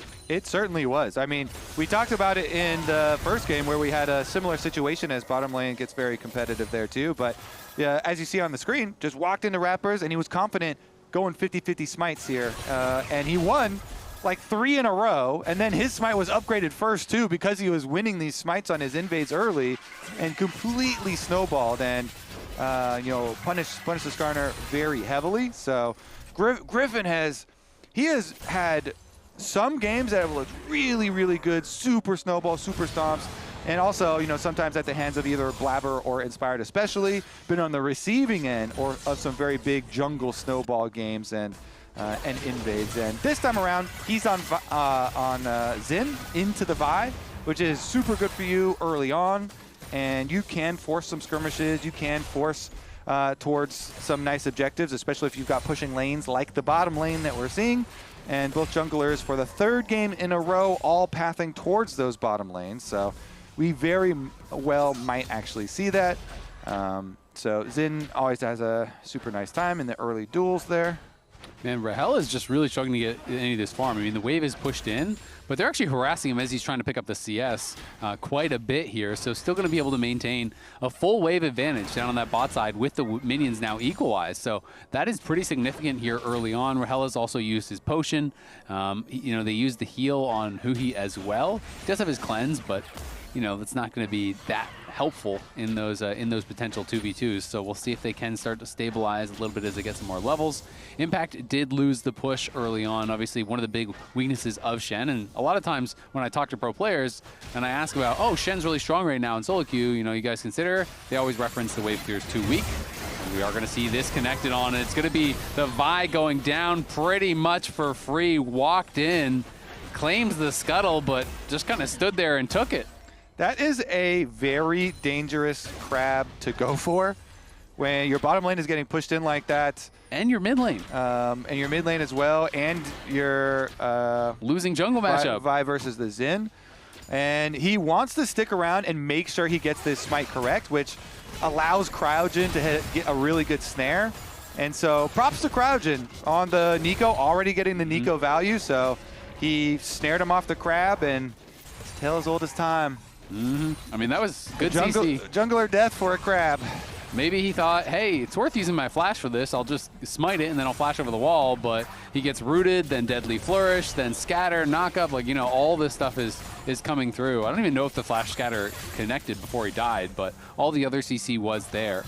And the problem, Masu got first blood, so Hambach might not have to deal with that, but their bot lane was already losing. The wave is frozen on them very heavily now, and Masu has double buffs in an already winning lane, and that wave positioning is terrible. Rahel is going to have no choice but to just base, but you base here, you are denying that entire next wave because there is a cannon, so you're going to lose those 6 minions. You're already down 4, so now you're going to be even further behind, as Masu just decides, you know what, I can actually stay around, have a little bit of regen from that red buff, and he feels like he's in a decent enough position and didn't want to miss the cannon. Whew. Yeah, I mean, it is going to be painful down there. Masu's going to have really big burst damage. People always complain about Jhin. He doesn't do anything. Mr., you know, useful, meaning useless. but he's going to be actually useful this time around, especially with the Nico lane. Going to have some really, really potent pick potential. I'm still thinking, though, about the crab fight as we see another little trail on jungle Crab here. on your brain. Got crab on the brain. We'll discuss it later, though, because we got dragon on the menu. Crab on the brain, dragon on the menu. We'll see if FlyQuest can push them back. Flash forward there with the shattering strike on two. Griffin is getting knocked down so fast. Rahel picks up the kill, and that was important as Rahel had been put so far behind. Quad moving down, but can't really find anything. It's just a great engage from Huhi. This game is just supports beating up on junglers, man. Support is OP. They're trashing us out there. Cryogen just wrecked Hombach in the first play. Now Huhi completely annihilates Griffin in the second one as he jumps out after his jungler is able to get the dragon too. So, I mean, that was a beautiful Q flash from Huhi and grabs the flash from Griffin as Griffin flashes to try and get away from it. Boom, right into it, and he gets the stun. So, nice supports versus junglers, and supports are 2-0, bro. Yep, and now Vi is level 6 here. He's going to go back in, and in comes the Stand United. They want to fight for this. He's going to be able to claim it. Griffin dies again. Can't get the smite. Even if he did, he would have died regardless, but at least he'd be going home with something. Well, got the crab. Yeah, and you're going to get a plate at the very least on top side. Yeah. I don't even know if that Stand United is worth it, because Impact has no TP. You have to be really careful with your Shen ults, because sometimes you're doing great in lane, you ult away. He's down 21 CS. You ulted away from a pushing wave, you're going to give up 2 plates.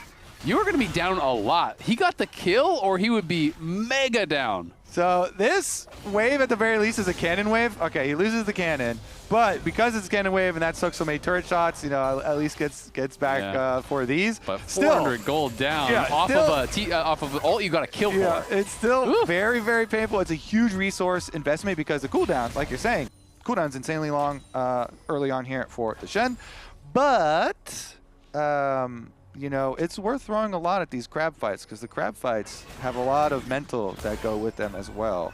Can't put a price on the destroyed mental of your opponent.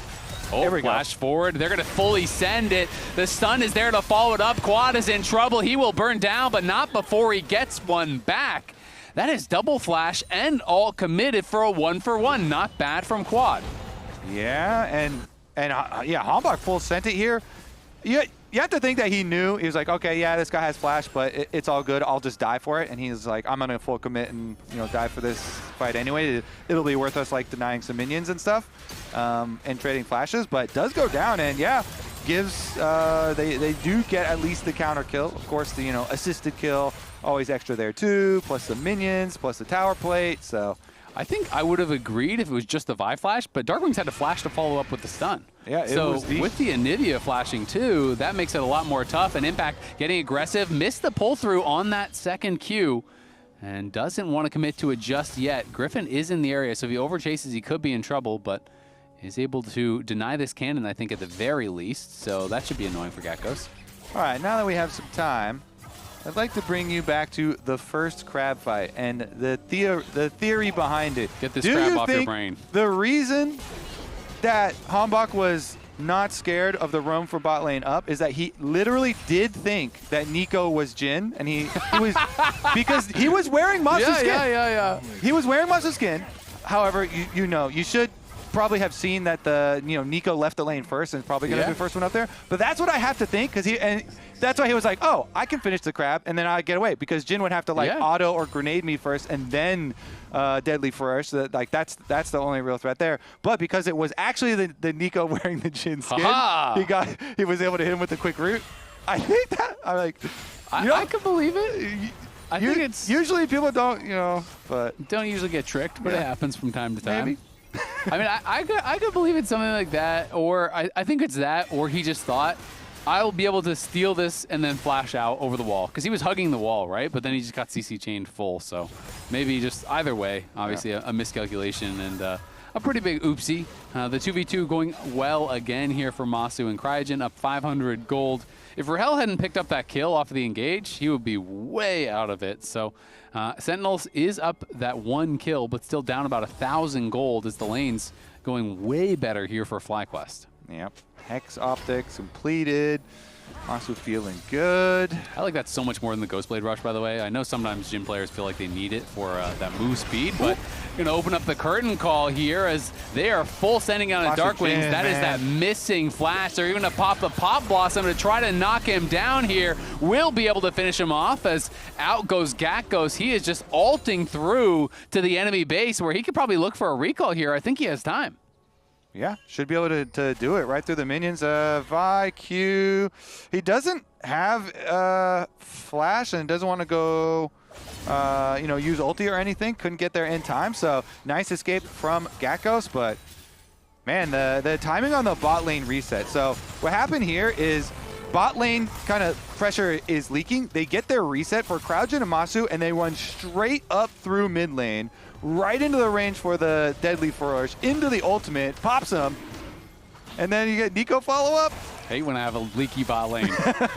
Terrible. It's leaking all over the map, man. Gotta call your jungler, plug that thing up. Yeah. Fix that bot lane. Jungler's on dragon, dealing with the dragons. Can't get down there. It's going to keep leaking. Impact's up towards the top side, is going for that Titanic rush here, pretty much as expected. Sometimes people will just kind of go full tank. You know, there is a lot of debate amongst the Shen one tricks on, you know, should you go Titanic? Is it too expensive? Is it more effective to just go full tank and, you know, build a little bit of wave clear here with Sunfire or Hollow Radiance, as a lot of people do prefer. And then there's the debate of, do you want more damage as we have a fight, though? Yep, here comes the Stand United. They're going to full send it onto Griffin. It is same place, Deja Vu in the middle of everyone, and he finds a monster engage. The Magnet Storm hitting everyone there as FlyQuest have to run. The Stand United got interrupted, but honestly, that's probably better for Impact. Yeah, it definitely is. His presence was unnecessary, but the shield and the reset for the fight there is beautiful for Sentinels. Realm, man, is really, really useful. They're able to get the big clump on the re-engage. I mean, Sentinels here have 2 dragon stacking, and they keep getting these bottom side plays going in their favor.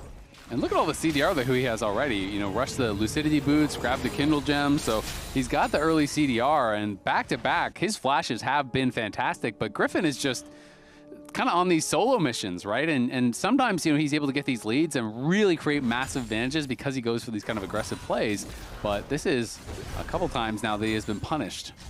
And, I mean, it can be hard to fight around this bottom lane because, yes, Shen ultimate, you know, the top side always has something extra they can give to it. Also, wait a second, now Impact under tower getting... Yeah, Impact could be in some trouble. Gakko's going to be able to flash out as they knock down Impact, and now they can set up for a re-dive here onto Huhi. You can see Hanbok is moving up, as is Darkwings, and Hanbok is going to be spotted. Griffin's just running straight in onto him, and he's going to have to flash back over the wall as he went for the Vault Breaker over the side. Now going to be rooted up there by the Jhin. Masu on point with the curtain call, trying to get the kill, but instead it will go to CryoGen. FlyQuest with a great play on the top side, knocked down a couple, and are trying to threaten for first tower. Man, they really good responses here from them too. I mean, we're getting maximum value out of a lot of these Deadly Flourishes.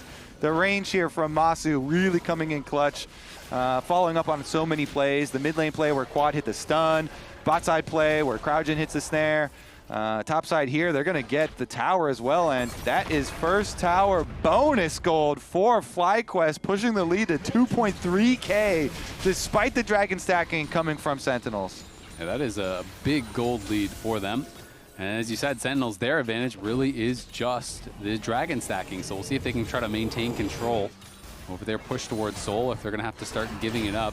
Impact now has that Titanic completed, but will not be that tanky without any resistances just yet. And Sentinels, I think, are just going to have to try to keep making plays around Huhi and this Stand United. Oh yeah, what I was going to say is after Titanic, can I raise you even more damage? Dusk and Dawn, baby. Oh, man. You can raise me. I'm down for it. I'm so addicted. It is so fun. But Masu going to be in a lot of trouble. Cease and desist is thrown out, and he is knocked down through the barrier.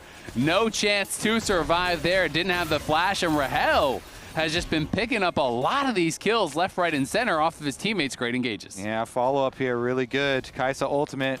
Some of the bot side plays able to answer here.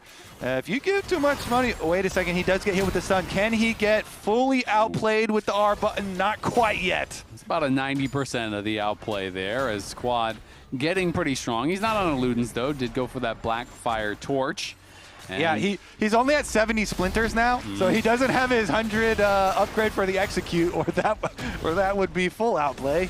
Yep, would have absolutely destroyed him there. Gakkos doing his best to hang on to this tower. Darkwing's just going for the pretty standard New Age Roa rush, but we'll see if he is going to be going in towards Leandry second. I always am a pretty big fan of it, but does not look like it with the Mana Crystal. And now they're trying to set up a potential dive here. In comes Masu to try to back him up. Darkwings is just tanking this up there, has the passive. It takes them a while, but they do eventually knock down Gakkos, are able to pull off the dive. And look at that. It was moments ago we were talking about the FlyQuest over 2,000 gold lead. Immediately chopped down here. Some good plays from Sentinels.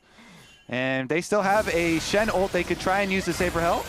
Yeah, I don't think there's going to be any way to save him now. He has no flash. They pop the Stand United. He does reposition himself and blast cones out to safety. Beautifully done there, barely getting out. Impact is going to be in some trouble. The Herald going to get summoned here. Darkwing's not in position to be able to actually wall this one off, so the charge will come through. I cannot believe he survived. The Stand United, the Killer Instinct, the Mega Blast Cone, all working in tandem to keep him safe. He stays alive, but can we say the same for Huhi? Oh, we can! You can. Wait, Blackfire Torch? Oh, he popped the pop. Oh my gosh. That was almost a Blackfire Torch burn down. Quad barely misses out on the kill.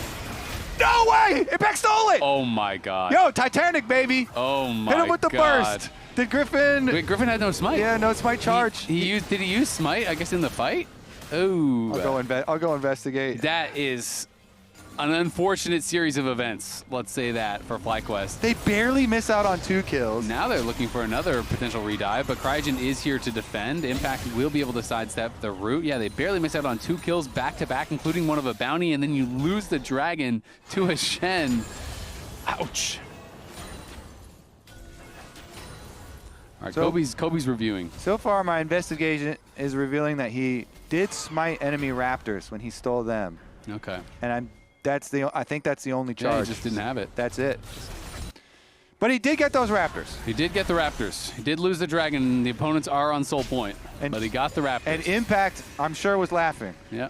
after he was able to steal that And we one. talked about it, you know, sometimes you're just willing to die for raptors. And if you're willing to die for raptors, you're definitely willing to lose a game for raptors, you know? Quad now, he may be dying for this too, as Hombach gonna get knocked away there by Gakkos. Good peel there by Gakkos, keeping the Vi out of range, so he was not able to get in for the cease and desist onto Quad. And Masu and Cryogen gonna be able to push up and should knock down this tower. Second of the game is Griffin scrapping with Impact, but decides not to fully commit to it. Okay, bot side as well. They're doing the trailing double solo laner tactic with Gakkos and Quad both having teleports. So they were trying to see if they could find anything there. Can't quite do it. And Gakkos just going to go for his reset now, back up to the other side of the map. Still doesn't have his ult, but they've got both of the teleports. And here we go. Look at the combo. Yeah, so Griffin doesn't have smite, so Q on Impact is really good for stealing jungle monsters already, and then boom. Able to use his Titanic proc. Yeah, Grayson's like, what? He doesn't have a smite. Nice. 나이스! You wanna take over bot, or 지렸다, what? 지렸다. 지렸다. Oh, that's a good job by Hombach. Track the enemy smite. Did they have a ward on their own Raptors then and saw him use that? They must have. I mean, he said he We're doesn't going to have have smite, another so investigation. called it out. So well done there by Hombach, tracking the enemy smite. And I think it could also have just been that it got low and he didn't smite Yeah, it, he's right? waiting around. Yeah, He was waiting around at 600, so he's like, hey, he doesn't have it. No. Now Hombach going to go back in. Nice buffer on the scatter. The Stand United is coming through. It's the flash over the wall onto Quad. Quad going to be able to flash back over the wall, but Impact chasing him. Hombach is low as Gakkos arrives. Griffin battling in the midst of everyone, but Cryogen has been pushed back. Rahel has killed off Masu on the side, and Sentinels are winning out in the fight again. Griffin doesn't have the juice to get the job done, and Gakkos has no damage left. Sentinels are going to take down all of FlyQuest. It's going to be a delayed ace. Ooh, I mean, that on top of the 3 dragons, Zale. Looks like Sentinel's gonna wrap this one up. Let's take a look at how it started. So, Vi in here, immediately jumped on, immediately stunned, but a beautiful ultimate from him. He actually immunes the stun during the ultimate. Then they get the follow-up. Even with Quad flashing over, they can't come back from that one. And Rahel jumped onto Masu, the assassin in the back there, able to take out enemy AD carry as well. I mean, that made such a big difference. Masu just gets caught in transition by Rahel, and that is not a 1v1 you can win once Rahel gets up onto that Jhin. So able to get that. Rahel is getting so fed at this point. I mean, that was just also just a beautiful snipe with snipe with the W. Mm-hmm. You know, it wasn't like, oh, Jhin had opened up on the ultimate and was a stationary target. He was still walking and hits him with the W and immediately takes it in. Yeah, I mean, they got smacked in the 2v2 pretty hard, but Rahel is up 1.7k, and that is a pretty damn good position. You can see impact all time on the Shen. Shen has really fallen out of favor in the last quite a few years, but the early days of impact, he was playing a ton of it, you know, was known for it, even back in the T1 days before, you know, or excuse me, SKT1 days back in the day when they were still called that. So definitely has been a popular champion at times, and he goes Bandlepipe second. So he's saying, you know what, my carries are strong, we don't need more damage, I just need to apply slows, and the attack speed buff is going to get it done. It's very good for Vi. It's very good for Kai'Sa, of course, with the on-hit build, especially here for Rahel. So definitely a worthwhile investment. And he didn't even need a Dusk and Dawn to be able to steal the dragon. So nope, it's all good. Titanic was enough. And it for sure was, oh, you see a jungler walking around a low health dragon that's below 1400 already. You're like, that guy for sure doesn't have smite. Why is that guy not smiting? And as FlyQuest trying to get their way in here, this would be Soul, and they are just rushing it down. Hambach and Rahel killing it quickly. Griffin going to be going in. In comes Gakkos into the backline. The dragon at 4k. Griffin looking to get in for it, but he's not going to be able to get it low yet, so they're just going to have to back off because Darkwings is crushing them on the side. Gakkos incredibly low. Griffin's going to go back in. Pops the Crescent Guard. The Pop Blossom across multiple members. He's in trouble. Rahel is dominating though as he knocks down Cryogen. Griffin's still alive, but not for long. The killer instinct from Rahel goes into the backline. They're focusing down Quad. Quad is going to get knocked down. Rahel barely survives time and time again. FlyQuest cannot finish off these low health bars. Sentinels walk away from the fight with blinking HP, but only one death in the curtain call can find nothing. Beautiful again from Sentinels. These team fights. You have Anivia on the side creating so much space. They burn down the front line first, force Gakkos to actually try and walk away. Anivia wall and ulti creating so much space, and then Rahel is able to burn down the isolated targets there. Here, take a look at it. So walls them off, then force the other ones, huge zone with the ultimate. Even with the engage over the top, he knows he's safe because he still has the egg. So they walk up as Gakkos goes for the engage, and they can create this zone where Gakkos is walking out slowly, taking so much damage. Meanwhile, Impact over there with the Shen able to use the dodge zone, and then even during the re-engage, they're just able to immediately pop Cryogen afterwards. Support Nico goes down. They turn back to the dragon for a second, while the only counter kill goes through due to the Syndra ult, and Rahel's like, all right, we got the dragon, I'm in. Ulti into the backline. You always love to see these killer instincts into the backline to finish off these kills, and escapes with his life with the Dragon Soul acquired. And despite that great start, you know, from the Jhin, it's just looking in these fights like they just don't have the damage to actually knock down that front line.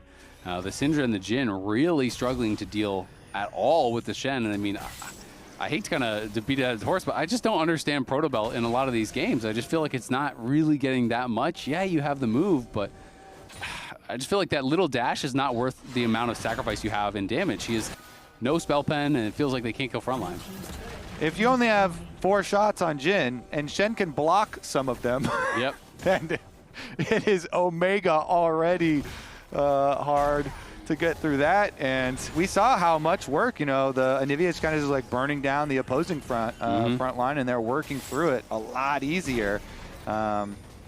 So yeah, that plus it's a lot about burst with Jhin and with Nico, and Nico now is like, wow, you can have some moments where you can get an ultimate, but you're so squishy, you're probably just gonna die right after.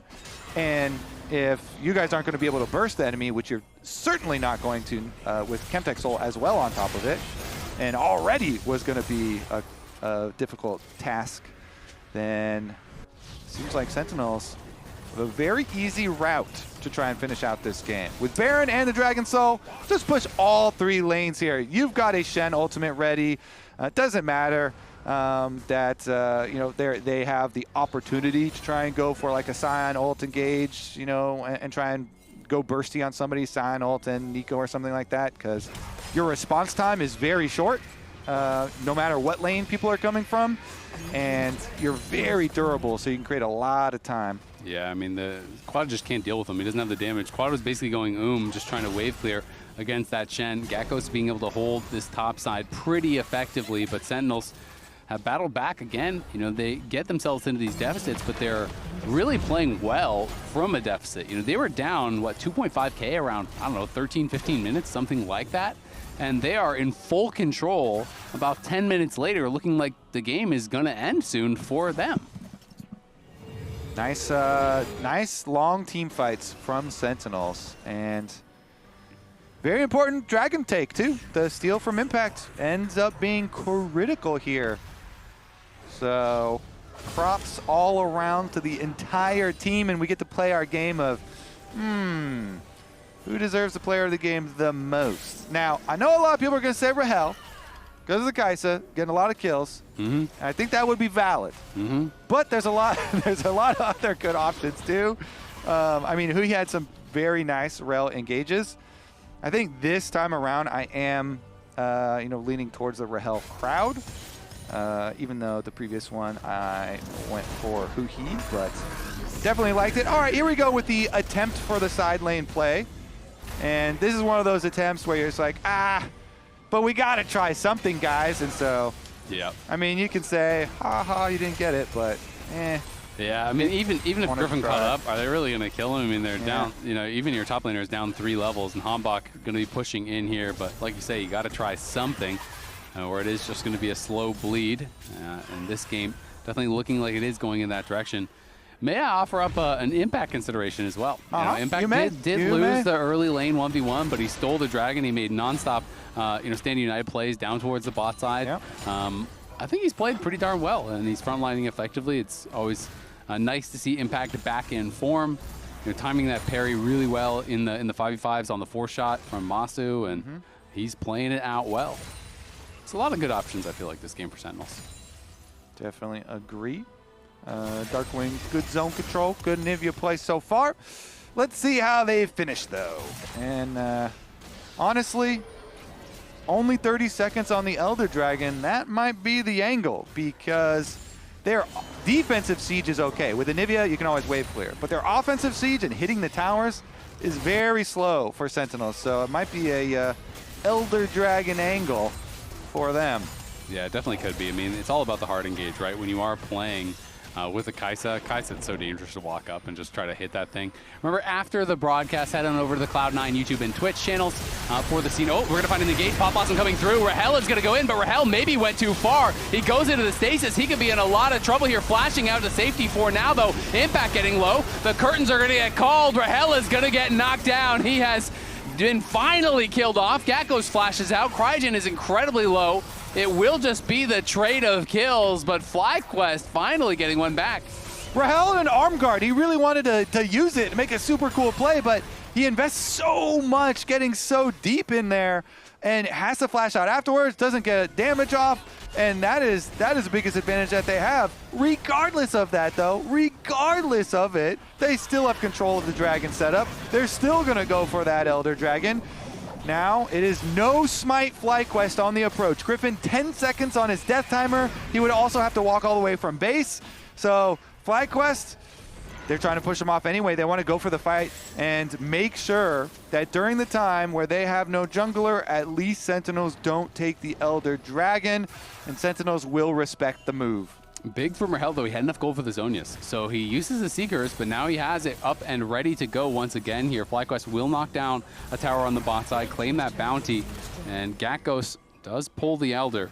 Hambach has based, and he has a GA now, so he's coming back out from base here. Quad completed the death cap, and he is going to be teleporting back in to join the team. Huhi, though, looking for a flank. He's not been spotted, and Huhi could be getting in the back line. Now Quad going to try to mark him. Hambach going to get involved on this. Does vault over the wall. Crygen looking for the Pop Blossom, but Rahel is just going to pop the Zonias. Masu's in trouble on the side as he gets flashed on there by Huhi and stunned up, and Masu is going to get knocked down by Hambach. FlyQuest have no damage. It's a double for Rahel. Rahel. Masu is not going to be able to survive. Quan has to flash to safety, but it's a 1v5, and this should do it for Sentinels. Great stuff from Sentinels. Nice approach there.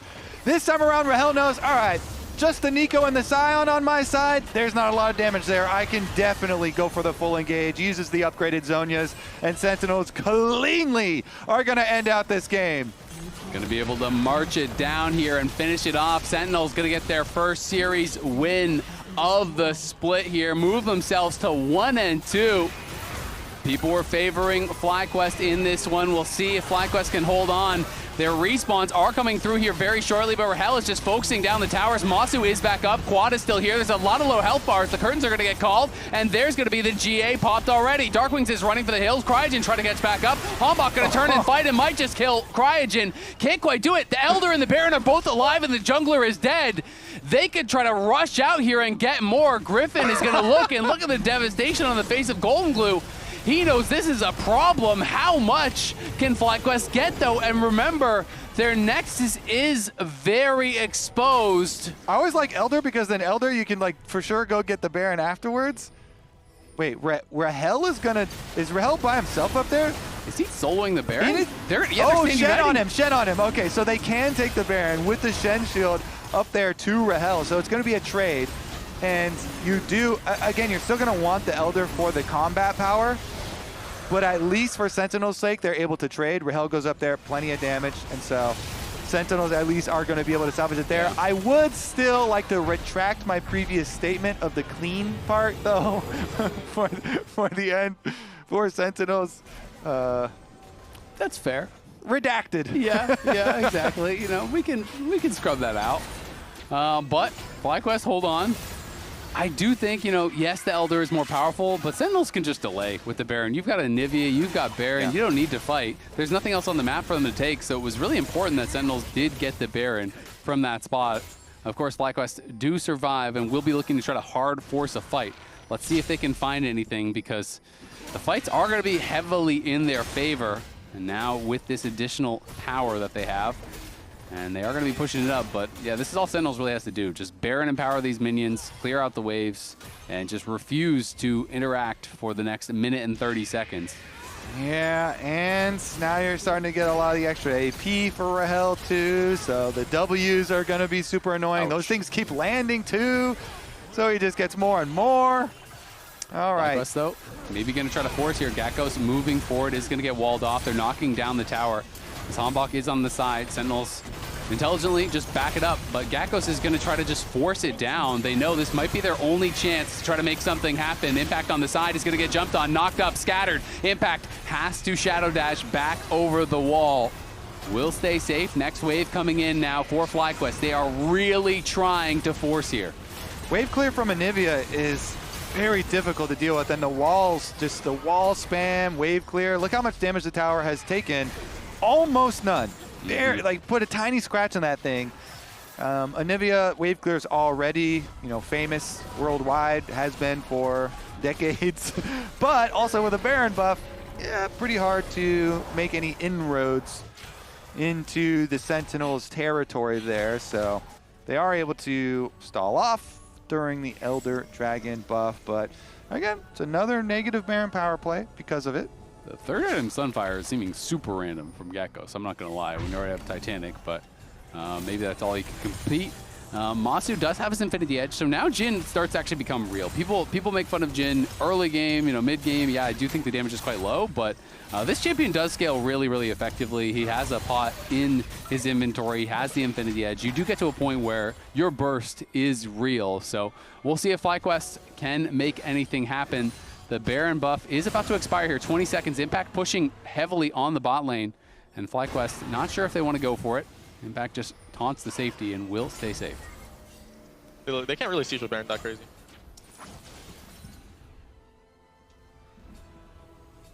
True. Not a good siege comp. That definitely has been established throughout the game. They haven't really been able to push. It's really just two teams looking for fights, right? That has been what this has been all about. You can see a lot of defensive itemization is done now. Rahel has obviously had the Zhonies for a long time. Now he has the Banshees on top. The GA is almost back for Hombok as well, which is going to be a big one. All right. man, this is a lot longer than we were looking at or expecting here previously. So now it's going to be about the setup. Can you actually make any sort of a pick here with your defensive vision already up? Sentinels so far doing a good job clearing it out methodically, waiting for the rest of the team here. Support plus jungle, move in, make sure they have plenty of vision to support the split push so you can get your 4-1 split push, apply your pressure. Mid-wave already has super minions with the inhibitor down, so you have this extra line. They can try and walk down, and Shen ultimate is ready here for impact. So setting it up once again, and again, you don't want to make any big blunders because in 2 minutes, the Elder and the Baron are both going to be back on the map. So it is nice if you see something present itself, but you don't want to check into too much darkness. And defensive vision here with a small map is actually, you know, easy for FlyQuest to just, all right, we're going to hunker down. We've got a couple minutes before the big objectives do get here. So Sentinels are like, you know what? All right, fine. Nobody's going to stick their head out.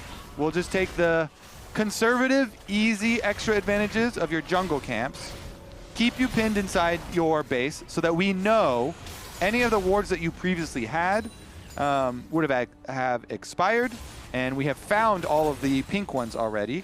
So the approach for you, FlyQuest, is going to be very dangerous and difficult out of the base into full darkness once it does happen. But because it is a Chem Soul Rift, you do get the extra plants, and those can actually help a lot in some of these contests later.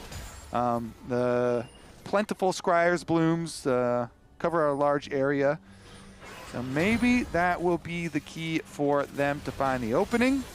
Look at this from Masu. He picks up the Seekers, which I actually think is a pretty intelligent buy. With 1,600 gold, what are you going to get that's better at this point in the game? Like Immunivile or something. Exactly. Immunivile that's coming in, that is going to be really powerful. Maybe that buys time, you know, for Hell Killer Instincts in and you pop that for your team to try to turn around on her, because a BT or whatever is not going to save you in that position. And he is going to be having the Vamp ready, you know, probably from runes. Obviously, he has Fleet Forward, but also has the potion still in inventory. So I do think it's a pretty intelligent buy here. Though it is not a common one, they're going to be able to land the Deadly Flourish over onto Huhi. All the teams know this is likely a one-fight game, probably going to come down to this Elder, and it is going to be Sentinels in the area starting it up immediately. And we'll see how FlyQuest can try to approach. This is going to be difficult. Yeah, it certainly is. Walls off mid. Gecko's trying to run straight through those. Yeah, it's still the Shen just pushing through bot, trying to put the pressure on. This Dragon is getting incredibly low, and Griffin is not able to get there. They're claim it. In comes the Stand United. Hambach is into the backline. Griffin is bursting down. He pops the Crescent Guard, trying to stay alive. Hui trying to get in there to finish him off. Flash forward from Darkwings. The first kill is going to go their way. The Pop Blossom is there as Rahel's in the backline with the Stasis Pop. Everyone on FlyQuest is falling. They got there too late, and it was far too little.